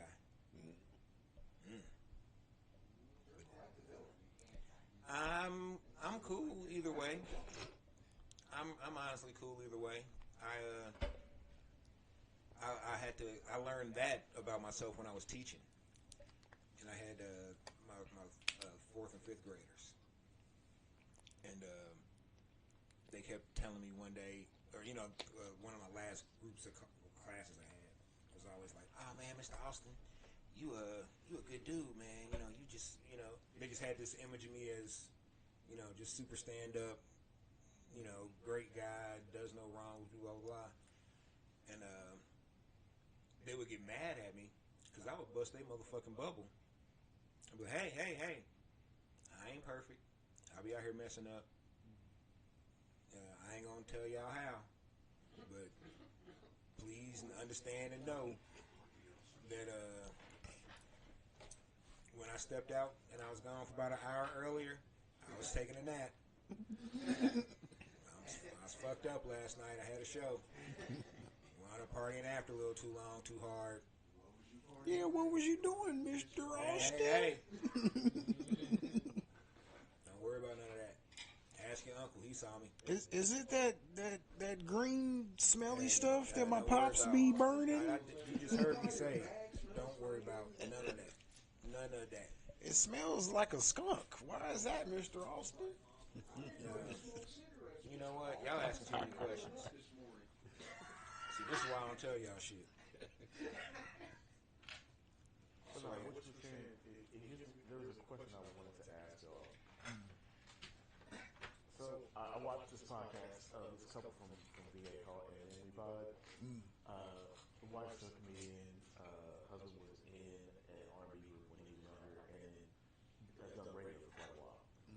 And I was thinking about it, and it hit me with this question. Is there really any, considering how much people are sort of rejecting the technological advances and certain stuff to get the more tactile, analog experience things, is there any method in which radio becomes dominant again? Not to the degree it was. I'm talking about where the bulk of people. Oh, the bulk of people still listen to radio because everybody has access. You know what I'm saying? You don't have to have a phone plan or Wi-Fi. Oh, because nah. the playlists are at this point the major playlists Because the internet can get it out too quickly. Yeah, but the major playlists are run by, in most cases, the labels. So you're missing a lot of artists. Could radio's evolution to, hey, we're going to use artists that you don't get to hear on these playlists because they're so curated,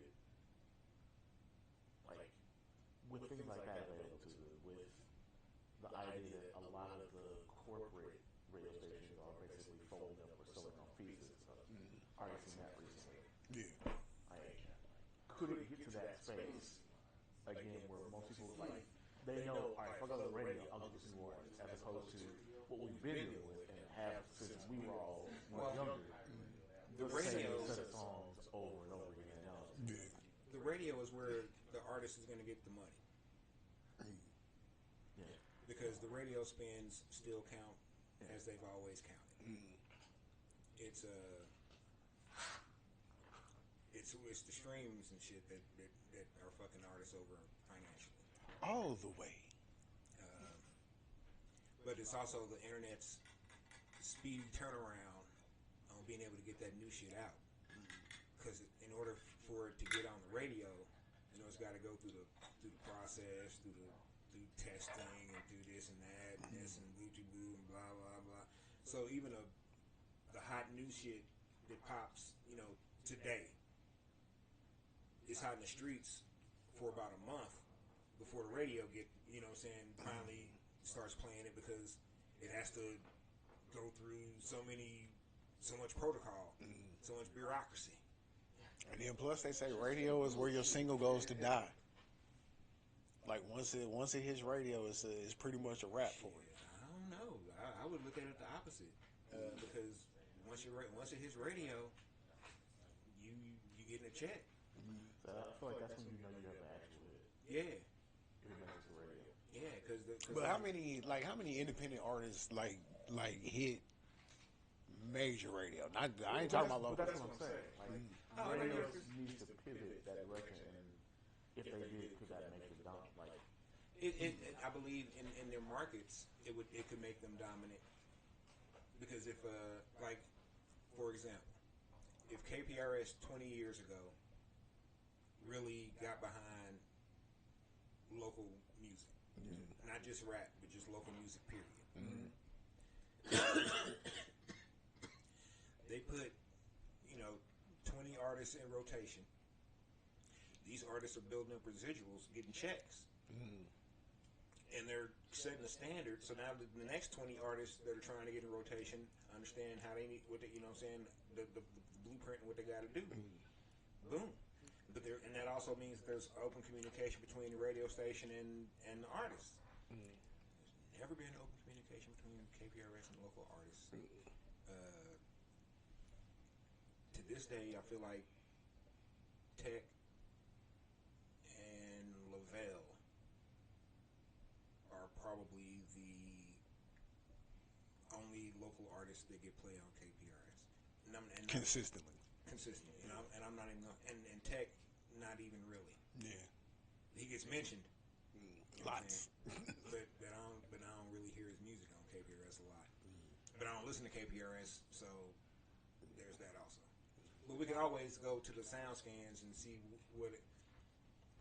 but is that a problem of them never really having an actual competition? Through KPRS? Damn. I Local mean, they because I'll say In because they part, have. Because they've had competition, but they haven't had competition since I'll say 2000. And the competition they had was like KCXL back in the day. Because KCXL, they played some like it was a community radio station, y'all. It used to be on 63rd, right by the old Winchell's. If you don't know, you don't know. That Winchell's was my spot. They open up at 4:30 every day.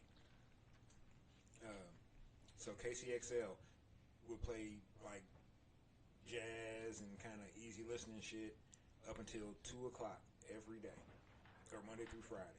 From 2 o'clock to about 7 o'clock, KCXL was catering to middle school, high school, and young 18 and 21-year-olds. They had the request line. They had the mix show, and they had like the little like essentially what was like a Hot 8 at 8 type deal. Man, KPRS was hurting because we was listening to KCXL when they would want us to be listening to KPRS.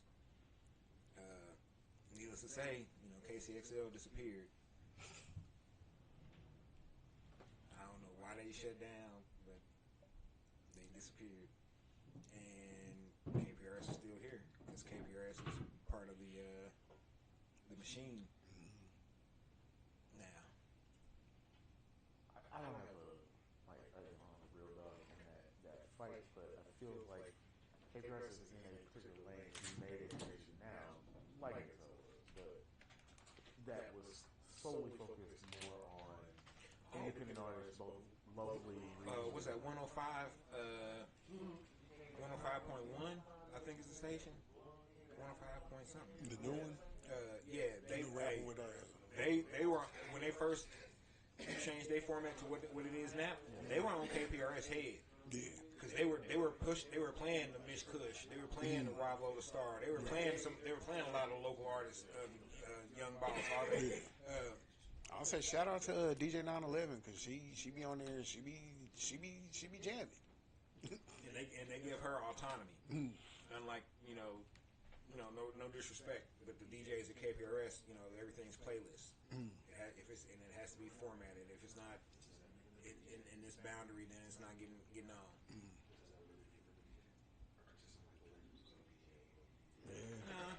I'm not gonna disrespect him because B Shine is my guy. But also, and I've seen him put in the work to actually become a legitimate DJ. Shit, I say he spun on the line a couple years ago. Yeah, hell, we brought him in for Gorilla Fest, or for the first Gorilla Fest. and then honestly, you got to look at that's how they survive in a landscape that is full of corporate radio stations. Because you can't otherwise. The labels will pull the money that you need to be getting by having the artists on it. So. Oh yeah, because I used to get into it with Myron all the time. Myron Fears, shout out to Myron. I understood, but I didn't like it. You know, just because you understand something don't mean you gotta like it. Yeah. But my point was always just 24 hours in a day, Myron. You mean to tell me all 24 hours, all you can give me is Lil Wayne and Boosie? No, they gave us 12 to 1. 12 a.m. to 1 a.m. No, they didn't. On Fridays, yeah. On Friday. It was a full hour with It commercials. was 45. It was about 38 to 42 minutes. Hey, man, that's enough for 4 whole songs. See, what are y'all talking about? But I wasn't even asking for the local music. You know what I'm saying? 4 of them. I understood, you know, that local music didn't necessarily have a place in their playlist at that time. My discussion was, why have you shifted from playing any positive hip hop or any positive rap to only playing The bullshit. the bullshit? Yeah. You mean to tell me that in these 24 hours we got in this day, we can't slide 1 hour out of, squeeze 1 hour of Public Enemy, Tribe Called Quest, De La Soul, Lil Common, some Common, some Souls of Mischief, some Dale the Funky Homosexual. You know what I'm saying? Some shit that's not trying to, murder me and kill me up and sell me crack all day. Oh no, nigga, we selling you crack and then we killing you. Then we shooting up your mama's house. I'm like, I said, and I still say it. I haven't said it to him in a long time because I just don't argue about it anymore. But I said I stopped listening to KPRS when KPRS stopped really representing the community. You all used to play gospel, jazz, blues, soul, rap, Everything. You all played everything. Yeah. You played fucking everything. Now all I get is auto-tune And murder. and dope.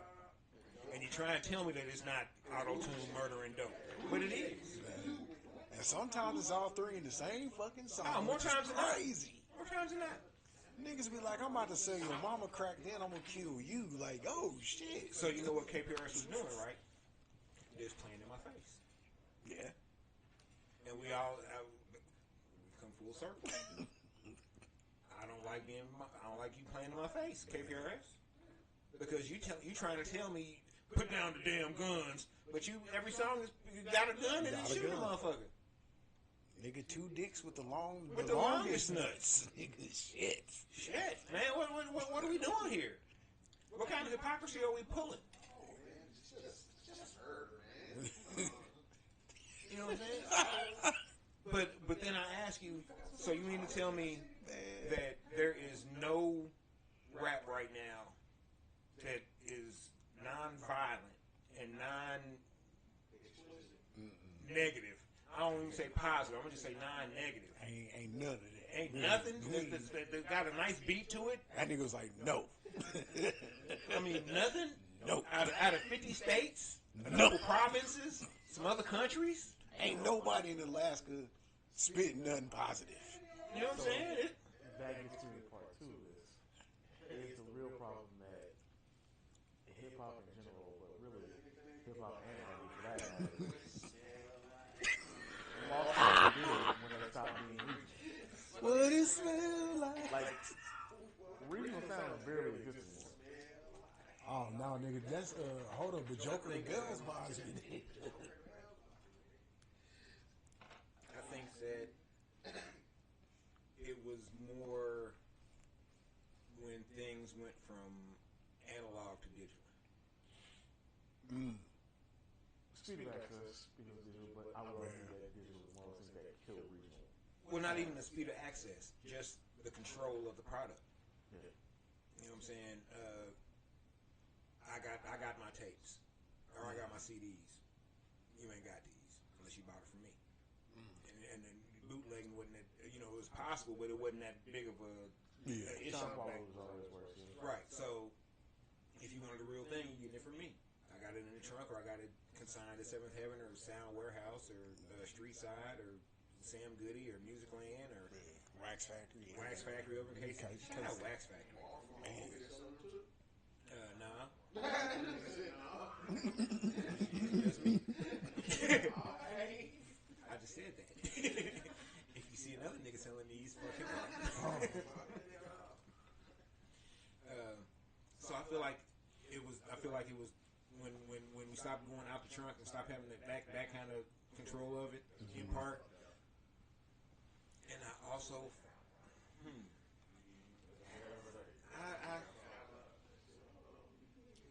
I don't necessarily want to say that it was.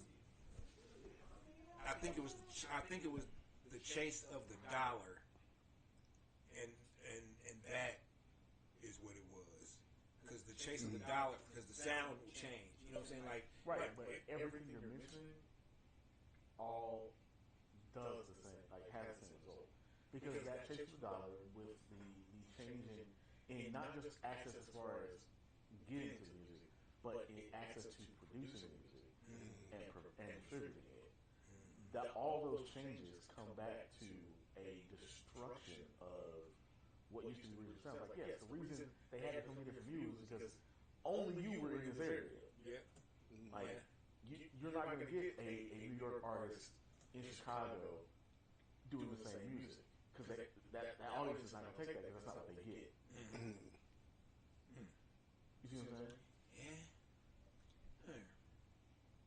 Now think about the barely existing, certainly, but the still existing, like, regional identified music. So here it would be. Doesn't sound like Atlanta. Yeah, because when people say South music, I tell them they have to specify because Miami bass, Miami bass doesn't sound like Memphis drill. Chopped and Screwed don't sound like Atlanta juke. You know, so what do you talk about? Or doesn't sound like New Orleans Mounts. I was like, like I said, there are very particular places that still have their sound. That DMV go-go. Oh yeah. Atlanta's music, Miami's. Like I said, That KC mob music, nigga. I was getting there. And then, like, that mob music, nigga. That you can really say at a national level still have their regional identifiers are the Bay and LA. You know when you are getting a West Coast track, and you can tell the difference between one from up in the Bay versus one down in LA. LA County. But what is New York sound anymore? New York sound is Nah, they lost that in the early after 50. I was saying, like, what is New York sound? Matter of fact, you know who killed New York sound for real? Jim Jones, ain't? No, when he dropped Ballin', that was a rap for New York. Like, everything that it came out of New York from then on, that shit sounds like it's from somewhere else. Or really, a lot of it sounds like it's from Atlanta. Because ain't no boom bap. Now it's a regurgitated Atlanta. New Yorkers that working thing moved somewhere in the South, be it Atlanta or Miami. Nah, niggas just wasn't buying the boom bap. They did that. Yeah, niggas got tired of boom bap. It was Fat Joe. Oh man, damn. Was it Fat Joe? Really, really? Fat Joe, yep. What's everybody mad at the South for? Change it up. Or hitting with Southpaw. Yep. Yeah. Fat Joe gave niggas permission. Damn. I mean, Fat Joe moved to Miami. Nori moved to Miami. Yeah, I was like, Nori moved down there first, Yeah, but Nori moved down there quietly. Yeah. True. You know what I'm saying? Fat Joe moved down there. I'm Fat Joe down there.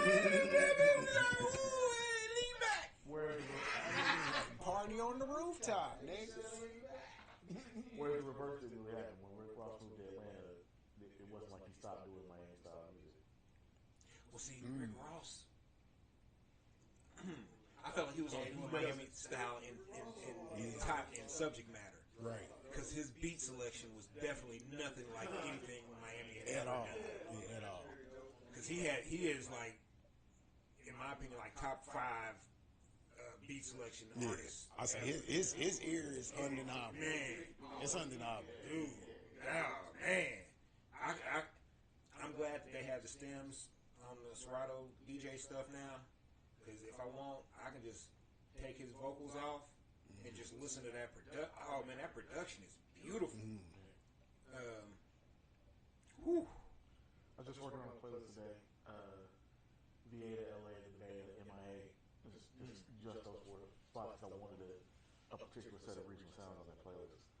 And I was sitting there going through the Rick Ross sessions, just like, man, some of these monsters.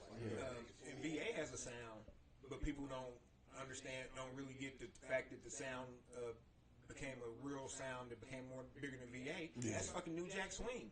Yeah. Teddy from Virginia. Yeah. I'll say for real, Missy, yeah. Well, I'm saying before them. Yeah. Teddy was giving us the New Jack Swing, and that was not. Niggas thought that was New York though. They thought it was. Yeah, but it wasn't. Definitely Because he was stationed in New York. Yeah. But that was a Virginia sound because it had a little bit of go-go. You can tell from the DMV, but it had the electronic 808s and the hard chords. And shit. I don't know, man.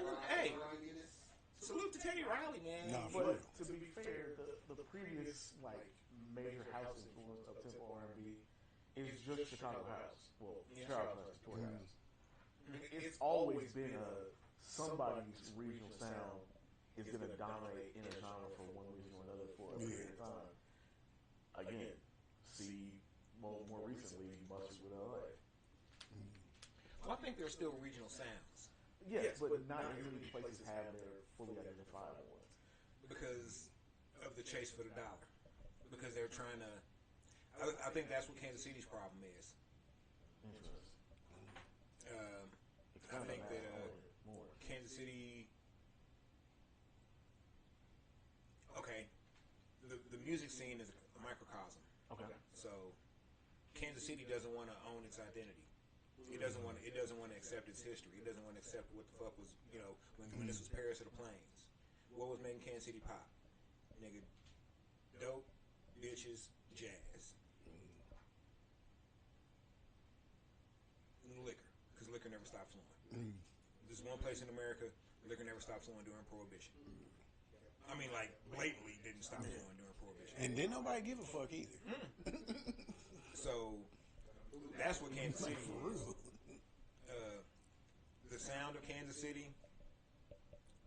I'm not saying it should be a jazzy sound, but it should be it should be a very jazz influence. You know what I'm saying? It should be something. It should be, and jazz is a lot of different shit. So you got bebop, you got swing, you got blues, you got soul shit. You got all kinds of shit that you can do it, but nobody's owning that. The niggas who owned that shit were the niggas who were making the quote-unquote mob music. Because mob music was really as close to jazz, was way more closer to jazz than motherfuckers were understanding. But this new crop of mob music ain't that though at all. Well, no, I'm talking about the classic mob music, the classic prospect music we used to call them. That was a very jazz centric. Even though they didn't understand it, that's where they was very. Once I started studying jazz, I was like, oh shit, a lot of this is kind of like some old 1920s bathhouse, backwater house shit. They're getting it in, just boom, down, you know what I'm saying? But they didn't take it to the boom, boom, boom, boom, boom, boom. You know what I'm saying? And it just kind of evolved up. Yeah. So, but motherfuckers here mock that. When that was the same, oh, that sounds so basic. That sound all this. That's all this. Anybody can make that shit. And this brings up a very sensitive subject, but I'm gonna talk about it. When it comes to Tech Nine and Kansas City, let's be completely honest with ourselves. It is a donut hole. Up until recently, there was not really any motion for Tech Nine in the city proper. You wouldn't be pulling up to no stoplights and hearing somebody bumping Tech. You're not hearing nobody saying, "Hey, play that tech." Everybody respects him, but you're not gonna hear him in the city proper. Very, I mean, it's very rare because I'll be at the foundation on Friday nights and Saturday nights for the late night jam, and I'll be standing outside sometimes, and I hear a lot of local music. I never hear tech, not even like old angelic tech. I just never. I hear a lot of Fat Tone. I hear more Fat Tone than I hear anybody. No. I hear more Fat Tone than I hear. OG! Hey, everybody. Hey, man. Stack it up. But Fat Tone had that mob sound. And that mob, like I said before, that mob sound is just a offsuit bastard child of a jazz, that 1920 jazz thump tub shit. Hey man, that's why people resonate with Fat Tone the way they don't understand that, but that's why they in the city proper. Now if you go around the city, Lee Summit, Blue Springs, Johnson County, get a whole lot north of the river, Odessa, Belton, all that stuff. That's where you hear motherfuckers playing Tech Nine. Knob Noster. Oh shit! What's the club out of Knob Noster? I can't. But they used to do MMA fights out there too. But shit, he had like 500-600 people in that motherfucker. Yeah, that's where you hear Tech Nine is on the cusp, on the outer ring, the donut. But in the center, it's a hole. And it's not. I'm not. I don't mean any. I'm not trying to disparage him or his success or anything like that. The fact that he got that many people in the region period to listen to him is amazing. But I mean, he's brought it up before. Oh, I don't know. I don't. I keep my head to the.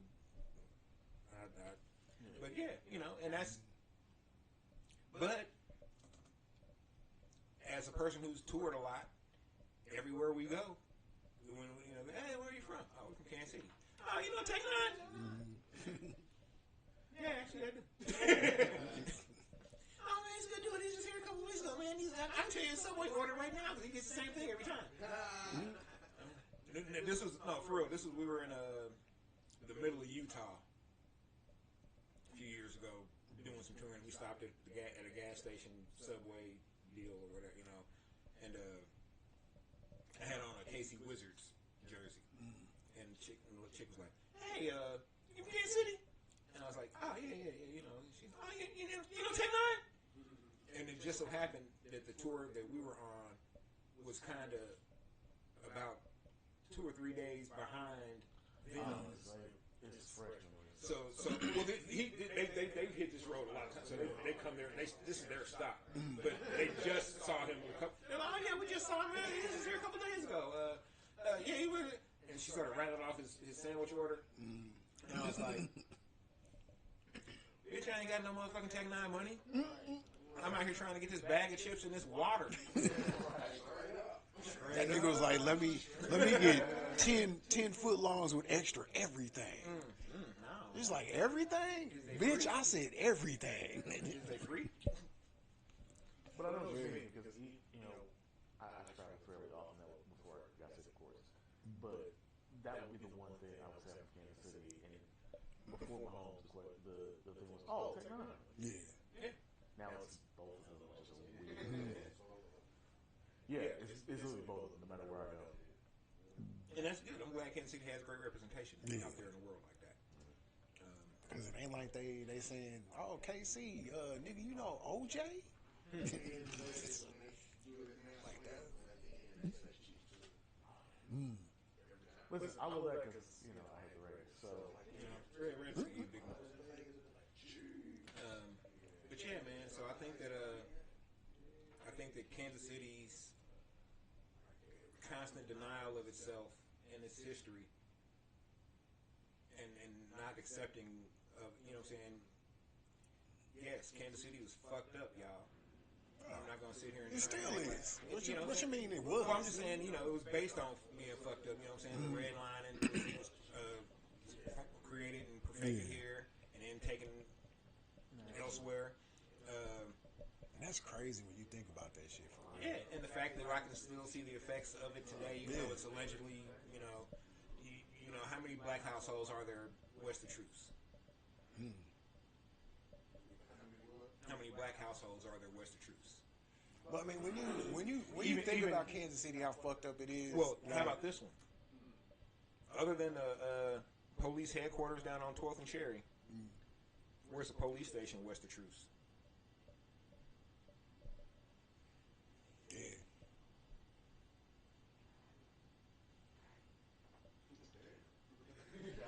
I think it ain't.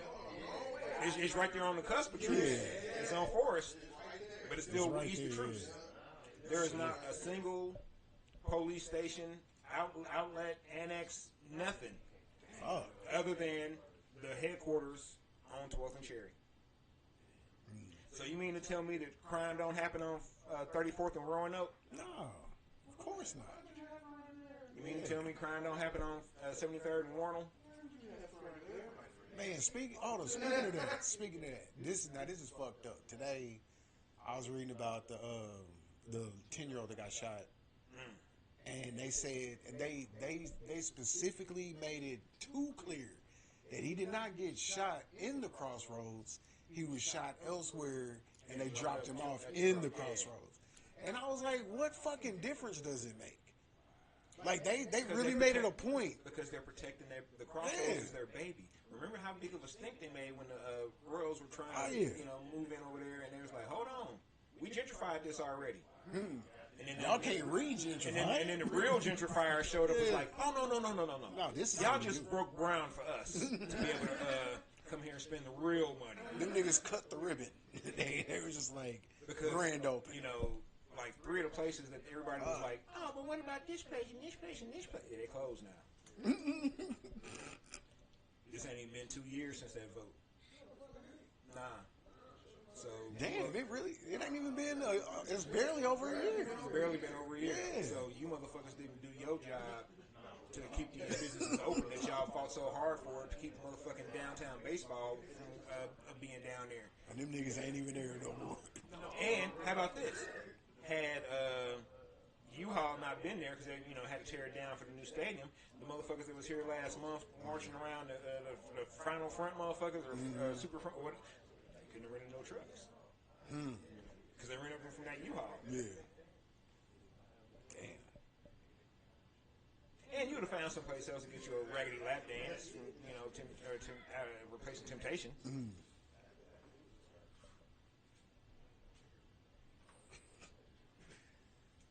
Juice bar. Nigga, this is Kansas City. We make bad decisions and we stick to them, goddamn it. Shit. Man, look, I got a spot where you pay $20 to get in. You get a wet stick and a Coke 45.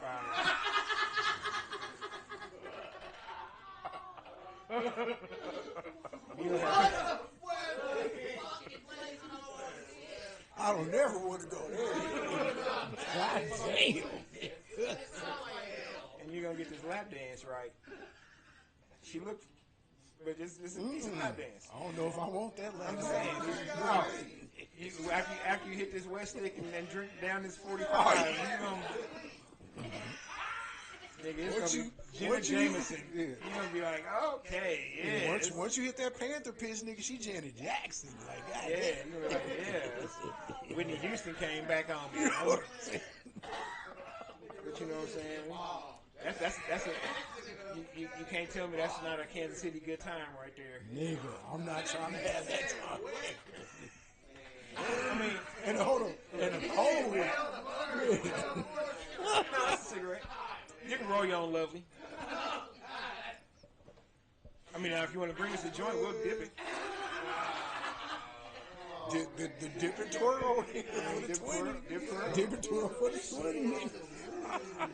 I mean, hey, what, we talking about Kansas City? We are talking about Kansas City. We're having a Kansas City good time. Yeah. So I got a $20. You get a wet stick or a lovely. Okay. $25 if it's a lovely. Oh, okay. Yeah. For the week. Right. I can't be losing no money. Right. So 25, lovely wet stick. Cold 45. It gotta be cold. Oh, it's cold. When I hand it to you, it's gonna have the frost. Falling off the bottom. And the condensation, like it was a commercial. You know what I'm saying? You're gonna be like, damn, that motherfucker cold. I'm gonna be like, and when you crack it, you're gonna see the ghost jump out the bottle when you take the top off. Hold up, and you hear that? You hear that? Yeah, it's gonna be.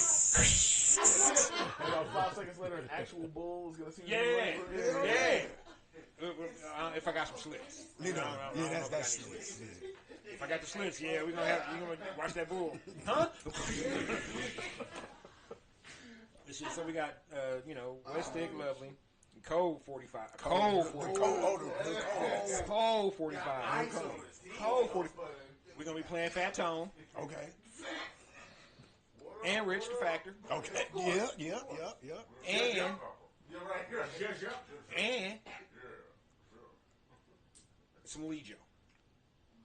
Because we respect the originals. That's 2 thumbs up right there. You know what I'm saying? So we keeping it Kansas City.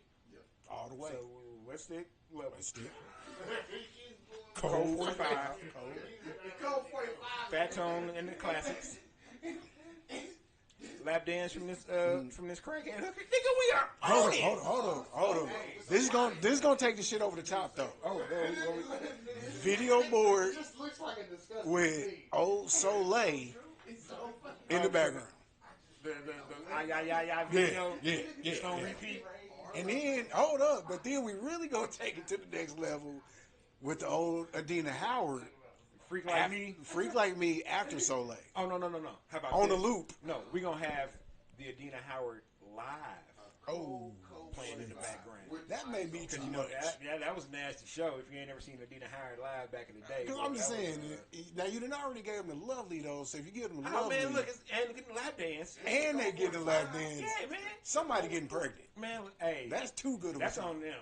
That's too good of a time. We not provide. I mean, you can buy some condoms, That's too good of a time. but we You not gotta provide. offer up half price Plan Bs. We need to have price because somebody gonna get pregnant. That ain't on us. It's gonna be a whole lot of nasty stuff. Hey, this is a Kansas City good time. I'm just Ain't saying. nothing responsible about this. Damn it. We have to make the worst decisions at every Oh, corner. let's not. At every turn. Let's not. Let us not. It's a Kansas City good time. You know what I'm saying? You know what I'm Instead saying? of, Oh, shit. And, you gotta give them a perk. well, you know, we got him at the bar. If you get too fucked up, we got Hood Uber. It's a stolen, but it's Hood Uber. Yeah. You know what I'm saying? Don't get caught. Please don't. Because they gon', Please don't. they running tags. You know what I'm saying? But if you can hop a fence, I can't hop a fence anymore, so I'd show the fuck. well, you know what? I can probably hop a fence still, but I don't think that the running prior or after is gonna happen. Yeah, my knees are gonna be like, nigga, that took everything we had. Everything. Nigga, don't you realize you just smoked a wet stick? Cold 45? And got that lap dance? Got a dirty lap dance. While you was listening to some Fat Tone? In his mind, he flew over that motherfucker. But in reality, he rolled over that. I didn't even roll over it. I just landed on the side of it and it rolled down it. I didn't even get on the other side. I thought I was, though. I turned around and started running the other way.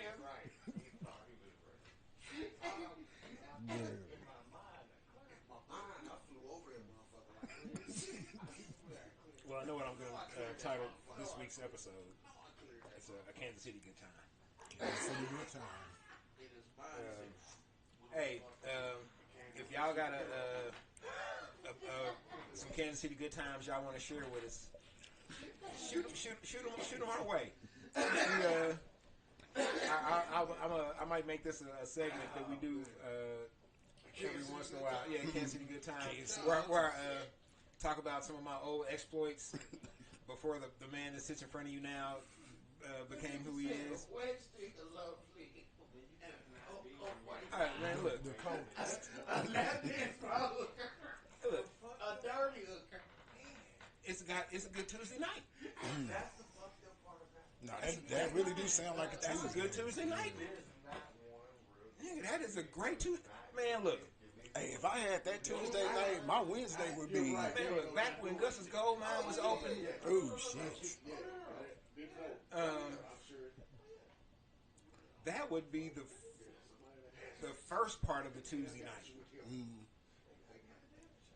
Because we might have smoked that lovely in the car outside in the parking lot. Man, we was. Hey, I'm just saying, it's a different time, man. I was not Different time always, and place. not always the same person, boy. It was. Yeah, man. Might have popped a couple Xannies. Chased them down with some Hennessy with a strawberry booms cut. Man, you was trying to have a 12-hour nap. Oh, nigga. Xannies I call the reset button. Because I popped 2 footballs. Nigga said football. And about 30 minutes later, I couldn't tell you what the fuck we did. But my niggas be like, nigga, we was wilding last night. I be like, I bet we did. I ain't got no gas left. So y'all didn't drove to OKC, man. My tank is empty. I don't know. It'd be a lot of times I do some stupid shit, get fucked up, and wind up in Lawrence, and wake up the next day like.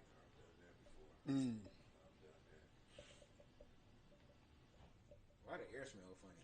How the fuck we get to Lawrence? We drunk that much alcohol? Man. We smoked that much weed. Drunk that We did much some alcohol. drugs, huh? Fuck it, let's go to Lawrence. So y'all was doing drugs. Hey, you know, it's Kansas City good time, man. Fuck it, let's leave. Let's go. Can't see good time. Yeah, man. So that'll be a pretty interesting. And when I say these Kansas City good times, or at least my personal ones, most of these happened like 15, 20 years ago at the closest. So yeah, you know, when I was a young man with knees, a knee and a half at least. You can still run. I could, yeah, because I was playing basketball. I could still run. Yeah, I still run. Still go play on a concrete court if I wanted to. I'm still playing football at 25. I had good knees. Yeah, I think about all the times I played football, tackle football on concrete. Oh man, Just irresponsible. like, dude, what the? But it was fun though. We It was was kids. fun. I was like, it was fun though. Until somebody tore their jeans, and then everybody Yeah. got like, oh, this nigga tore his jeans. Turf was the same shit, like fucking soft Yeah, concrete. I say we just played in the streets. Then nobody get fucked. That's what I'm saying. You playing on asphalt in the middle of summertime, like Turf was hard. We used to play on this hill because it was just like, you know what? I'd rather play on this hill than play on these streets. These streets got glass in them, Glass. Nah, big rocks, we was on it. hypodermic needles. Maybe we didn't have the hypodermic needles. Real piece of truth. Yeah. I mean, like literally just a block east of Truth, 24th and Forest. The pool hall was where the pimps used to congregate, and the heroin dealers. Like nigga, we got that brown. Got that brown for you. Yeah.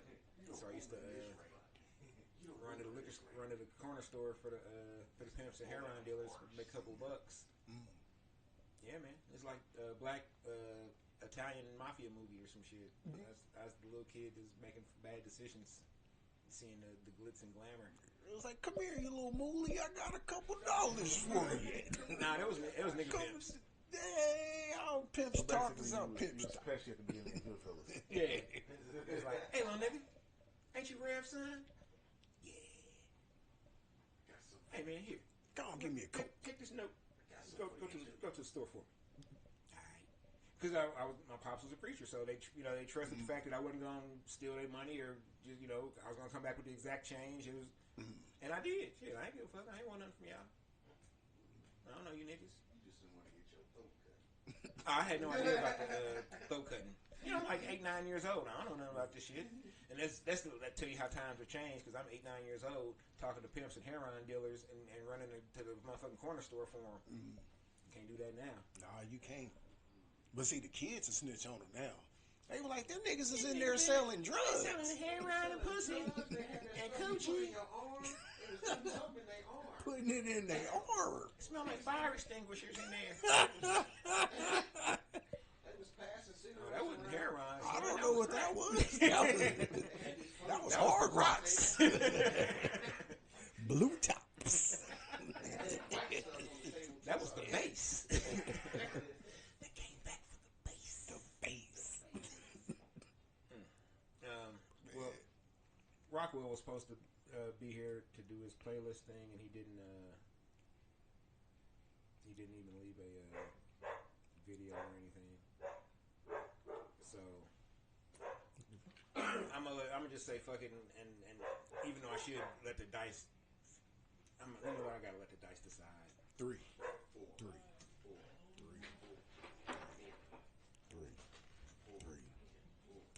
Oh, hold up. 3. Is that him? Roll that tray. Roll that tray. Roll that tray. Roll that tray. Roll that tray. Roll that tray. Roll that tray. Give us that good. No, you can't go again, man. You done went twice already. Roll that tray. Roll that tray. Roll that tray. Roll that tray. Roll that tray. Roll that tray. Roll that tray. Roll that tray. Roll that tray. So he's doing his, and then this roll is We'll gonna be roll for next week. Yeah, after he. Hey, man, hurry the fuck up. Roll that tray. Roll that You gotta tray. do your playlist Roll shit. that tray. Roll that tray. You might as well just sit down right there and take that microphone. Grab What it. up? Right there. Sit your ass down. Yeah, I got one. I'm ready. In honor of the concert we just got back from. Scoot further to the left. In honor of You in there? You in there? Yep, you in there. All right. the show we just came from. It's gonna be Earth, Wind, and Fire, Bayo. Spell it.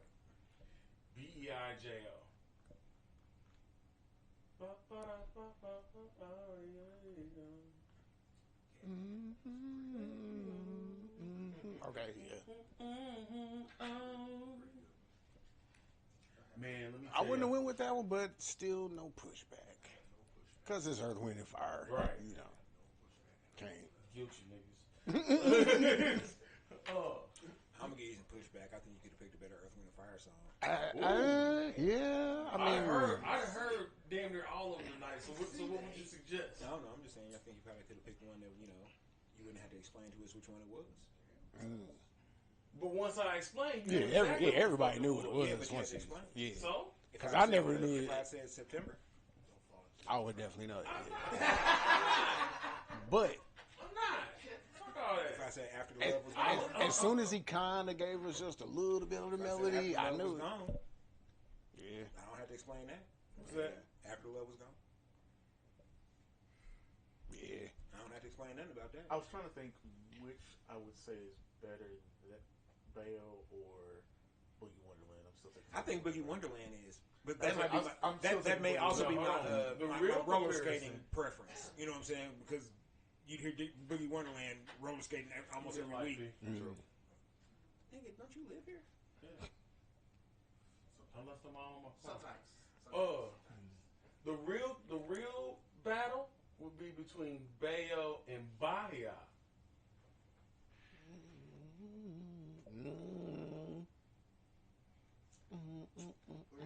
Because they're both basically interludes. You know what I mean?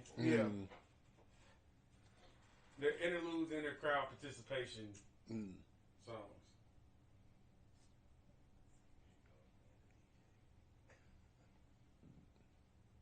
Shit, that's real though, man.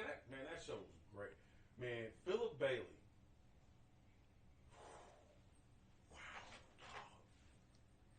He still got his high notes and is singing. He's not singing all of Maurice's parts anymore. They're splitting it up between him, was it David Whitmore and Philip Bailey Jr. is playing with them now. It was excellent, man. I didn't get to see Verdine. He's off the tour for medical reasons, but show, man. Like that was a professional fucking show. Like motherfuckers came in there and got the fuck down. I seen it a long time ago. All right. Well, Give it the roll. that song's been accepted. I mean, I wasn't like saying I wasn't voting for it. I just said, you know, I felt you could have. Yeah, you know, shit. I ain't gonna let you. I can't let you motherfuckers just skate by. Yeah, just push back. I gotta let you know that. Pushback. You know, I'm coming up with. Hey, and you just gonna keep my lighter? He didn't like our pushback earlier. He didn't like You even got a song called Push. Yeah, but not push back. I know it's coming. So what you're saying is, you didn't want to let a low spade walk? Yeah, no, we can't just, you know, just you gotta you gotta earn it. You gotta earn That's fair. it. You know, I've got to let you know that it's to borrow from Glenn Robinson, aka Hood Dude Food Review, aka the Epitome. He said that the only way you get a bussin' on God is if there is no way possible that I can hate on this. He said if there's no way possible I can hate on it, you got to bussin' on God. Otherwise, it's bussin'. I mean, there ain't nothing wrong with bussin'. Yeah, I would say busing is. You know what I'm saying? But bussin' on God, I take a bussin'. I can't think of no way, shape, fashion that I can. He's got one place I would wonder what he thinks of, like so much that I would want to be there when he actually went. Southside Mafia Pizza. Oh yeah. I don't think he's been there yet. Who? Glenn, Hood Dude Food Review. Oh. I would wonder what he thinks of it. I like it. He's all like it. I'm gonna sound like a white man right here. It's too spicy. No, like the beef sauce, the beef pepperonis that they make. You see, they put like thrice as many seasonings in it than they do a normal pepperoni, like a normal pork pepperoni, and they're just trying to replicate the pork. Who you talking about? Well, yeah, because the profile for a beef slice of that size is not going to be the same as a pork profile. It's trash. Yeah.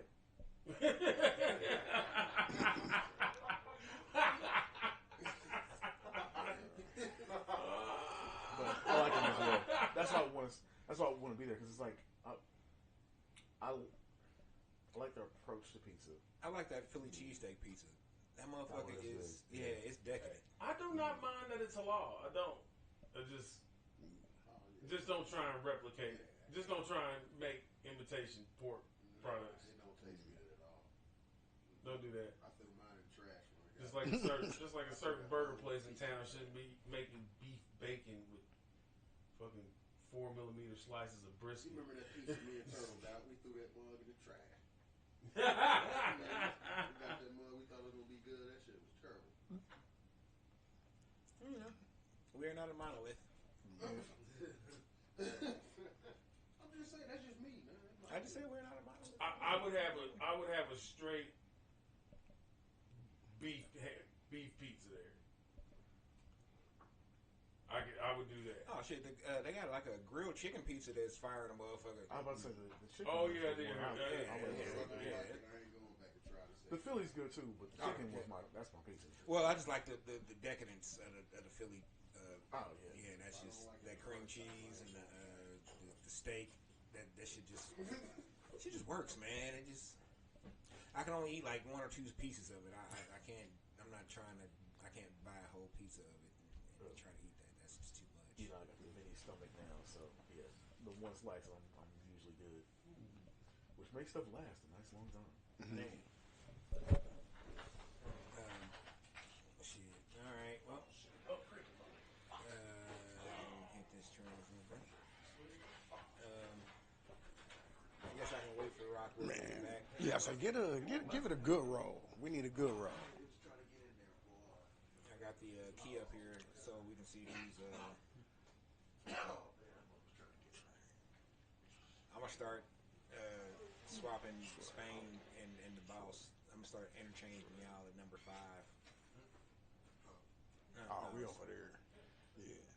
Yeah, I'm gonna start interchanging y'all because I can't be getting a hold of Spain sometime.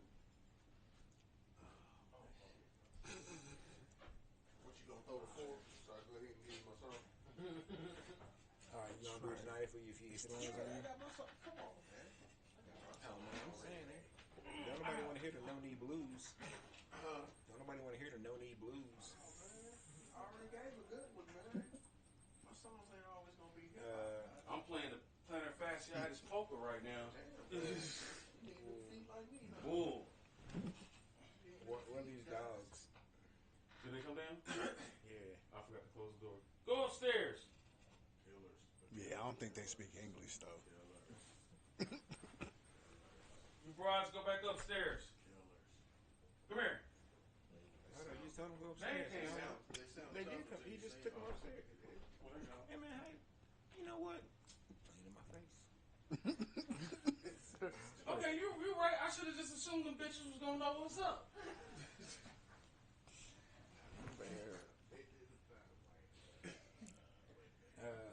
So rolling for next week. Let's see if we get a good roll.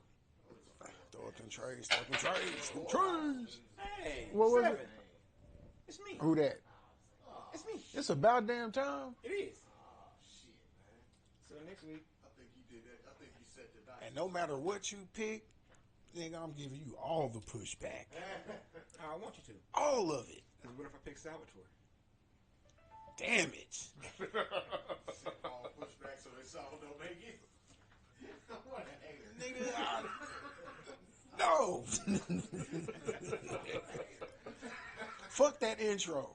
And fuck that outro. Like the intro, Damn. I don't like that first. Oh, I don't like how he said it on there. Never did like this song. nigga. What's the name of this I don't like the name of that shit. How about that? I want the quick yeah. Yeah, damn the title of that shit. It's one of his favorite songs. He loves that fucking song. That song can do no wrong in his book. It really can. Who wrote this bullshit? Oh, Nigga.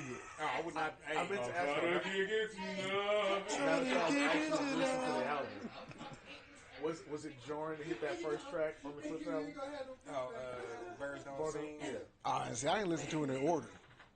I listened to it on the YouTube. Whatchamacallit? They got YouTube Music, but they did not put them shits in order.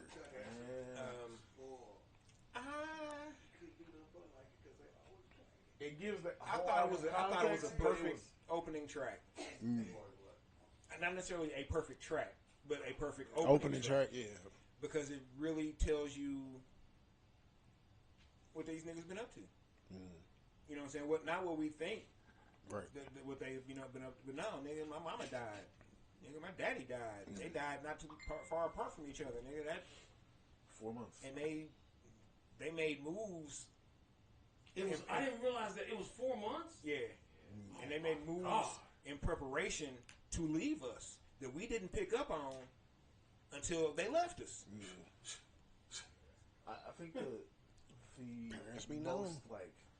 like I didn't have this particular situation in like entirely the same way because obviously my mom's still with me, but hearing Malice talk about he was the one that found both of them. Man. Yeah. I was the first one in the room when my dad passed. Yeah.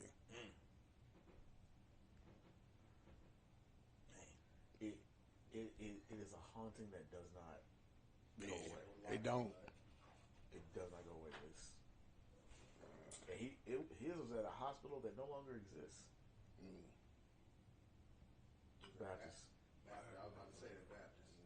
I mean, the building's still there, but it ain't Baptist. Yeah. No, the actual hospital building ain't there anymore. The parking lot's what they kept and they turned to the other building, but that's it. Ain't that a bitch? Ain't it Research West now or something like that? Some research. I think it's just research. I don't know what they call it West. It's part of research now, but I don't know what they call it. No, Baptist itself is long gone. You're thinking of the one that's down on Meyer, off Meyer, and no, that wasn't Baptist. Baptist was Up there off of Truce. yeah, it was up there off of Main, 31st and Main. Menorah was on Truce. Menorah was Truce. Baptist was, Yeah. Baptist was, Oh, you're right. I'm tripping. Yeah. Yeah. I did get a bit of like internal relief when they tore that hospital down because it was always hard because I had to go in the city all the time. It was hard to drive by. Hard to go by. Yeah. Damn, when did they tear that mug down? By 98? No, it was later than that. Was it earlier than that? It was later than that. It's like 2006. It was like like maybe 4, 5, or 6 somewhere in there. Yeah, but the hook on that is stirring. You know who the keys on that song are? Yeah, it's Stevie. Yeah. Yeah, I thought it was John Legend at first, and then I found some liner notes, and it was like, nah, it's Stevie Wonder, nigga. I watched the interview on JVP. I was thinking like, wait, you have John Legend singing over Stevie Wonder keys. Yeah. You gotta put that first. There's you now can't. you know. My pushback about that song is I could be singing that hook.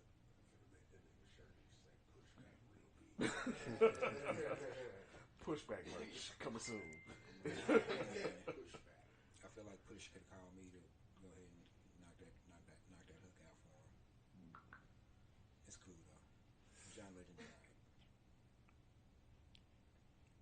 but I could screech your pain.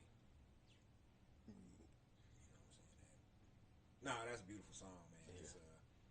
It's I know my parents are in there. You know, I don't know how long they got left, but I know that they got way more time behind them than ahead of them. So it's kind of made me kind of reshift how I handle these last days with them to you know what I'm saying, make sure that everybody's alright. Yeah. So then I did a 8 ball of coke and smoked a wet, drank a cold 40.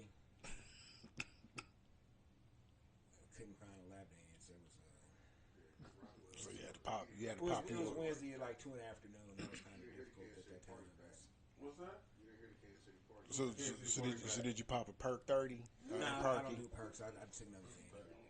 Well, I'm saying if you can't get the lap dance, you gotta I'm an old school Zanny with it. bars. Yeah, Bars. football. Take football. Can't see a good time. Casey, good time. This Cold 45 is the killer though. And it gotta be cold. Cold. That's why they don't sell cold 40s in the city anymore. Man. You gotta go out to the suburbs to get a cold 40. You can get Raytown, can't you? That ain't Kansas City. I know, but I'm just saying this. Yeah. I get them at Grandview. Right. Just not I KC. can't get them in KC. The best. And I mean, I understand. And I'm gonna say we'll talk about this and get on. Hold on, Paul's be having a stack of them motherfuckers warm in there, bro. Yeah. I mean, I don't understand what they thought they were doing by saying you can't buy a cold 40. All right, I can buy 2 cold deuces. Right. Y'all was trying to get rid of the 40 bottles being trashed out in the streets. Now y'all done doubled up because I'm throwing away 2 deuce bottles now instead of 1 40 bottle. I'm throwing away twice the glass. Roll down the window and chuck. I'll just say this. Hey, I'll just say this. We can get the answer relatively easy. Oh. Yeah. Yeah. He meant well. I know. But all you did was make me get two double deuces. deuces. Yeah. Yeah, that's all. Matter of fact, I can split them up. Give me 2 flavors. And hold on, and keep that. So now you're keeping more than half of 40 cold while you're knocking one down. Because I got this one in my cooler. That's right. I kept a cooler. Kept a styrofoam cooler. Knock them motherfuckers That's right. down. I ain't going fishing. That's some Going KC drinking. shit right there. Yeah, can't see a good time. And you know what I kept in my cooler? Cold 40. 45. I drank 45 until I was 21. Man, After I turned 21, I drank Miller High Life. I used to fuck up a Big Bear myself. That's a damn shame. 40 ounces of beer one time. Oh yeah. Oh shit, I was getting when I was living in Lawrence, I was getting the 64-ounce jugs of Crazy Horse. There you go. You was trying to jump out the window. We get a half pint of Everclear. Hell no. A half gallon of orange juice. What? A jug of Crazy Horse each. And that'd be Friday night. The Everclear would be Friday night for the most part, and then start drinking on the 40 like Friday night and probably not finish it because Everclear. Yeah, I was gonna say the Everclear should have been your But Friday. when I wake up Saturday morning, you know what I'm saying? I'm on finishing off the Crazy Horse, and then we go to the liquor store again and get another couple Crazy Horses for the rest of the day and Sunday because they wasn't selling liquor on Sunday in Kansas at the time. That shit's making my stomach hurt. I'm sorry. Oh man, God look, damn.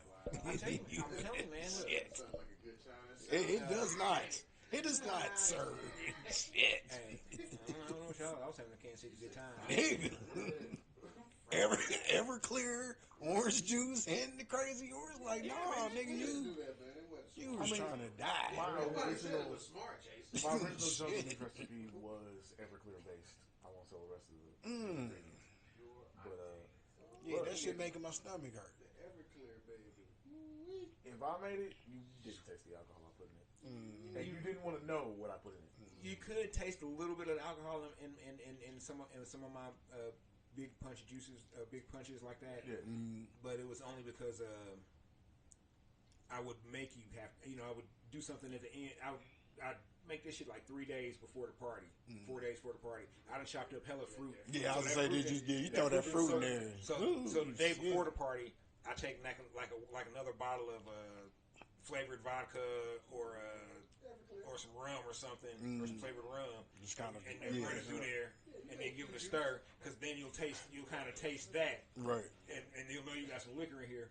But all I'm trying to do is get you on this fruit. Oh, get that fruit, I had nigga. It's a two wrap. versions. It's a wrap. Diesel, which is where you can taste the alcohol, or unleaded, where you couldn't. Hey, There's no screen. there was one valid utility for 40 ounces though. Man, a 40 ounce and a 10-pack of crunchy tacos from Taco Bell. Nigga, no, nigga, that was back in the day, nigga. You don't act like you too good. Don't act like you too good at all, nigga. Not at all. Hell, fuck no. That nigga said. You know exactly what the fuck I'm talking about. That nigga said, "Stop your fronting, Yeah, sir. you not. Don't you dare."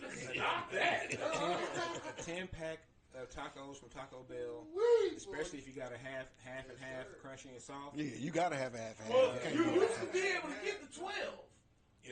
If you got Nah, we used to. Yeah, but I used to back in the day. Yeah, I used to split mine though. Yeah, I did too. I used to split mine. The 10-pack was involved in a lot of Kansas City good times. Oh Yeah. most definitely. Yeah, man. Oh, and don't forget when they had the 25-cent taco. Nigga, Hold on, and the 10-pack was less than $10. it was. Yeah, the crunchies were 25, and then the soft were 35.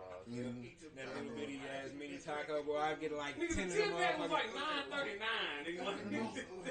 Oh, it wasn't even that much. 10-pack was like $7.50 So or something. shit, yeah, bro. Like, yeah, And then if you got them Supreme, it was like $9.50. But if you just got them regular, it's like $7.50.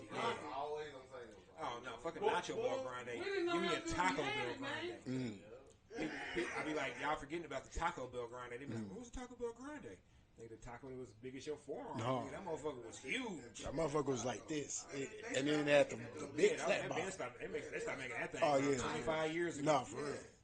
Yeah, that thing was it, boy. I'd go get me 2 Taco Bell Grandes and It was longer than 25, because I was definitely in high school when they finally started making it. damn. Yeah, because I was gonna say that was in the white Taco Bell buildings.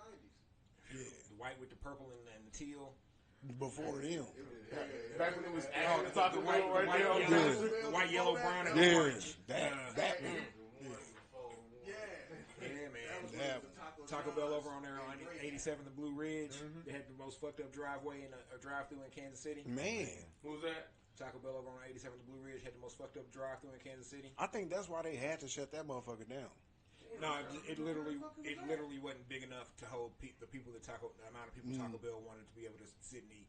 It only had like a 12-person capacity for real. 87, which was original. Not to mention the drive. It wound up being Stake 'em Take 'em. Oh, You had to have like a little Volkswagen Rabbit in order to get through there. To get through there.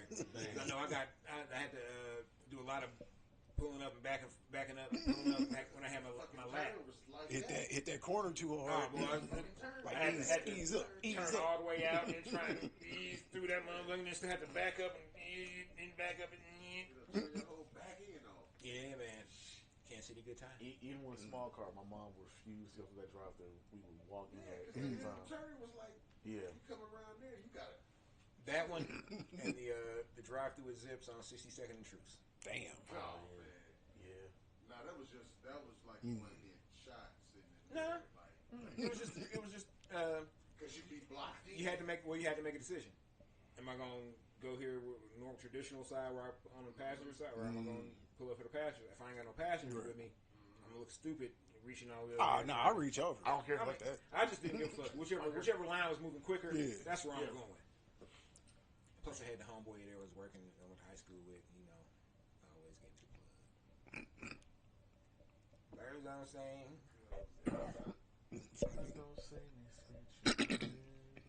Birds don't sing. They screech your pain. Nah, that really is That song is beautiful. yeah. Mike Tyson blows to the face. That's my saying for the summer, for the rest of the summer. What? Mike Tyson blows to the face. Oh yeah, boy, man, that fucking album, dog. Jeez, man. Like this has been a great 7 days of music for me. Oh, is that Drake? Yeah. Yeah. Hey, if it makes him feel better, so be it. So be it. Be glad I ain't TMZ. How you found a lawsuit for this? Your career really shit. Hey, but hold on though. You got paid, man. What if they settle? What's the settlement? So, It's so still if going. a settlement were to happen, it would get Oh, announced that they was a deep settlement. six that nigga for sure. They didn't, but that I'm not gonna relitigate this one over Yeah, again. we talked about that. It ain't true. If there were to be a settlement, I guarantee you won't know any terms. You'll just know there was a settlement Yes, agreed. because neither side would want anyone knowing how that went. Right. Especially considering it's probably gonna be for a lot less than what he thinks he's getting, and UMG's gonna get a lot more exposed than they want to be. So. Sure. And that's what we needed though. That's weak. Like pull back the curtain. That's all I'm saying. Pull it back. Somebody's already pulled back the curtain on. Pull it back more, man. No, but seriously, the The labels boss that- said ain't no more curtain. Yeah, pull for back the large for the large labels, yeah, the ones that are not independent labels and small, they've already pulled back the curtain on them. Like basically everything you thought they were doing over the years, they were doing. Whether it was payola, whether it was like purposely tanking people's rollouts, all that stuff has been proven repeatedly over and over again. Do I think he's being suppressed directly? No, but that's a different discussion. That's a question of what do you think Drake's actual value post beef is on future albums versus his past catalog, because it does them no good to have a catalog that's worthless and essentially he's trying to play this like the Frank Ocean situation and just isn't doing it smartly. There was a way he could have done this and got exactly what he wanted. I probably agree with him, but wrong tactic. And use the wrong artist to show it. I don't think he genuinely believes that they conspired against him. But Of course he does, because it's like y'all didn't do y'all are doing what I used to do to everybody else. no, I think them just riding the wave along with it is tantamount to being directly involved in it. In his mind. In his mind, certainly. Yeah, Absolutely. You know what I mean? Yeah. Like that's seriously the crux of his argument. We all working at the same job, and you just had my coworker take me the fuck out. Or maybe you shouldn't have been poking your coworker for a decade. More like 15 years, but fair enough. Okay, so I'll be honest with you. Man, he gave that man his hottest song ever. I did not realize how many undercover shots Drake threw out during that time period. It's been a lot. And that was a miscalculation. It was not. It absolutely was. It was not. With the exception of me, these have been mistakes. Nah, name a bigger artist of the 2010s. But that's not what the question is. Are we saying rap artists? Artists. Like Taylor Swift. Adele. Debatable. Adele. Debatable. No. Not debatable. Absolutely not. Because if you're saying Adele most because definitely. if you're talking about talent, it's a different discussion entirely. That's taste and fancy. talking- But you talk about numbers and biggest, Adele has beaten him repeatedly. Repeatedly.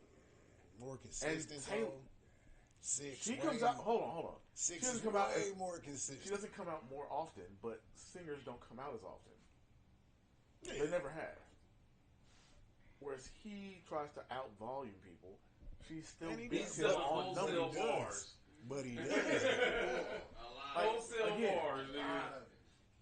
Adele, in the same way that Taylor Swift has, I mean, what are we at, 50 million on albums, not counting singles with her? I don't know. It's something ridiculous at this point. Yeah, I stopped paying attention after what was that? Walking Pavements or Oh, whatever. Chasing Pavements? Chasing Pavements. Yeah, that's my shit. That's the beginning, though. Yeah, and that's what I'm saying. I stopped paying attention after that. I don't care. If you can really sing and you actually put the time in, I'm gonna listen to you. Like I have. I definitely can't sing. You can't give Rolling in the Deep no run. Which one was that one? Nah. Set Fire to the Rain. Chasing Pavements. That was it. I can't think of the name of the song, but it's the one she was singing to her daughter. She has her daughter on it. Yeah, I can't remember the top of my head though. It can't be that great if y'all can't. It's a fucking beautiful song. It's a beautiful song, but it's an album cut. And Yeah. so it's, with Adele, it's hard to remember her album cuts. That's the hard part. But it pops up on my Pandora whenever I'm listening to like Anita Baker or Neo Soul or some shit, and I'll be like, "Damn, this song is beautiful." Yeah. Well, on that note, We can't end on Adele, man. can't end on Dale. You can't. Okay. Okay. You gotta get something else than that. All right.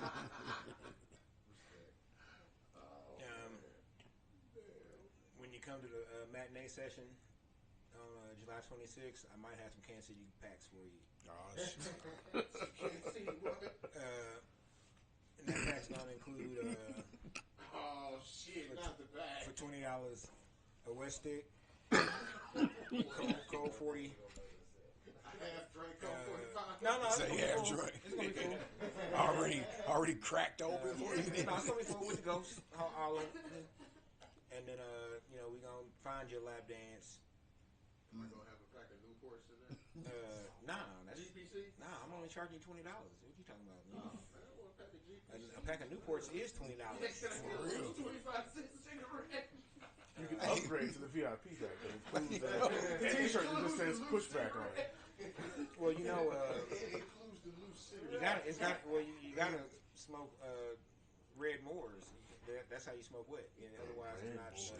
Goodness. Otherwise, it's not. Oh yeah, tip for you squares out there. If you're ever at a convenience store and somebody's buying Red Moors, leave.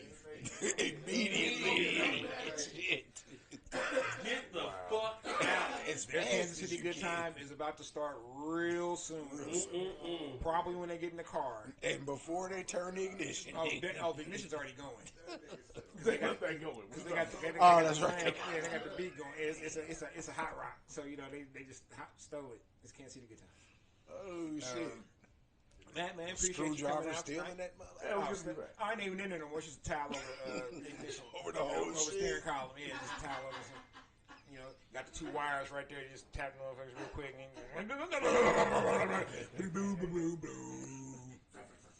we about to go. Hold on, but they put the beat in the truck after they stole. It was already in there. They stole it. Then they put the beat in there. A true Kansas City good. That's a Kansas City. So this was guitar. a Thursday. Yeah. Yeah, this is definitely a Thursday. If we install That the is beat the Kansas City shit. Not find stolen cars. that is. Niggas put rims on. Put some rims on. on. But just on one side. Just the driver's side. Well, if it was Saturday, I'd have both sides. But It's Thursday. It's Thursday. But yeah, so I got that pack for you. At the session. 25, lovely. The upcharge for the lovely. You know what I'm saying? That's not a bad upcharge. And it's gonna be actual weed. I ain't gonna go to one of the THC spots and get you some cannabinoids and nothing. Yeah. It's gonna Hit you with the Delta 8. get you some THC. I'd be afraid to smoke the lovely with the Delta 8. Nigga. Shit. Ain't that saying some shit? I smoked lovely before, but I just said I wouldn't smoke a With the lovely Delta 8. Nigga, I Like, just for turned real. as a nigga that had smoked wet, I turned my nose up to some wet. What the fuck is man? You are a bougie smoker I'm a now. bougie wet smoker, bro. That's crazy. I know. I was like Whitney Houston in the interview. She was, I don't smoke crack. That's poor people. That's for Crack is No, crack. no, what you say? Crack is cheap. Yeah, she said crack is cheap. Crack is She was cheap. like, I freebase, nigga. The hottest of rocks. I make my own. MYOC. Man. Make your own crack. Cook your own rock. Man. That's another Kansas City good time. I'm gonna tell y'all about one day. I think the terms of the length of exposure or whatever. Oh yeah, statute of limitations. Yeah, I It's think that's definitely passed on a lot of these. It's definitely passed. Yeah. I don't know. A couple of these might be a little fresh. I still falter. Not on no wet though. I ain't smoked wet in a long time. Hope you're not still awake. That. On the rock, you gotta do it. What? You gotta. What's in there? You gotta do it. What's the word? That butter. Oh! That butter in there. But appreciate everybody tuning in, hanging out with us, enjoying our foolishness. Please know and understand that a lot of this shit is based in truth, but not actually true. Oh no, that's just true. A motherfucker in the rap scene asked me if I had some butter. No, I believe it. I've smoked wet before. That's real. Yeah. Oh man, look, this Kansas City Good Time segment might blow up, boy. This might get. You definitely got to clip that. It's definitely definitely. And what was the music you said? You said Fat Tone, definitely Richard Fat Factor, Tone, and then some Lee Joe. You know what I'm saying? What heads listen to Lee Joe? No, that's Casey Staples. That's Casey Staple right there. One day we may have the discussion on had Lee Joe not passed, would he have done what Tech did?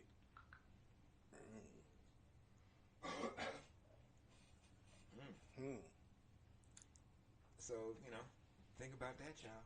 So brush up on your Lee Joe, Lejo, cold ass motherfucker from the Wyandotte County. Casey K-side. Yeah, rest in peace. Rest in peace to Nesto, the owner, too. Man. You know what I'm saying? That's another cold wordsmith that Man. rest in peace, Hustle Made Bugsy. Man. You know what I'm saying? He's yeah. So matinee session next Saturday, 2025.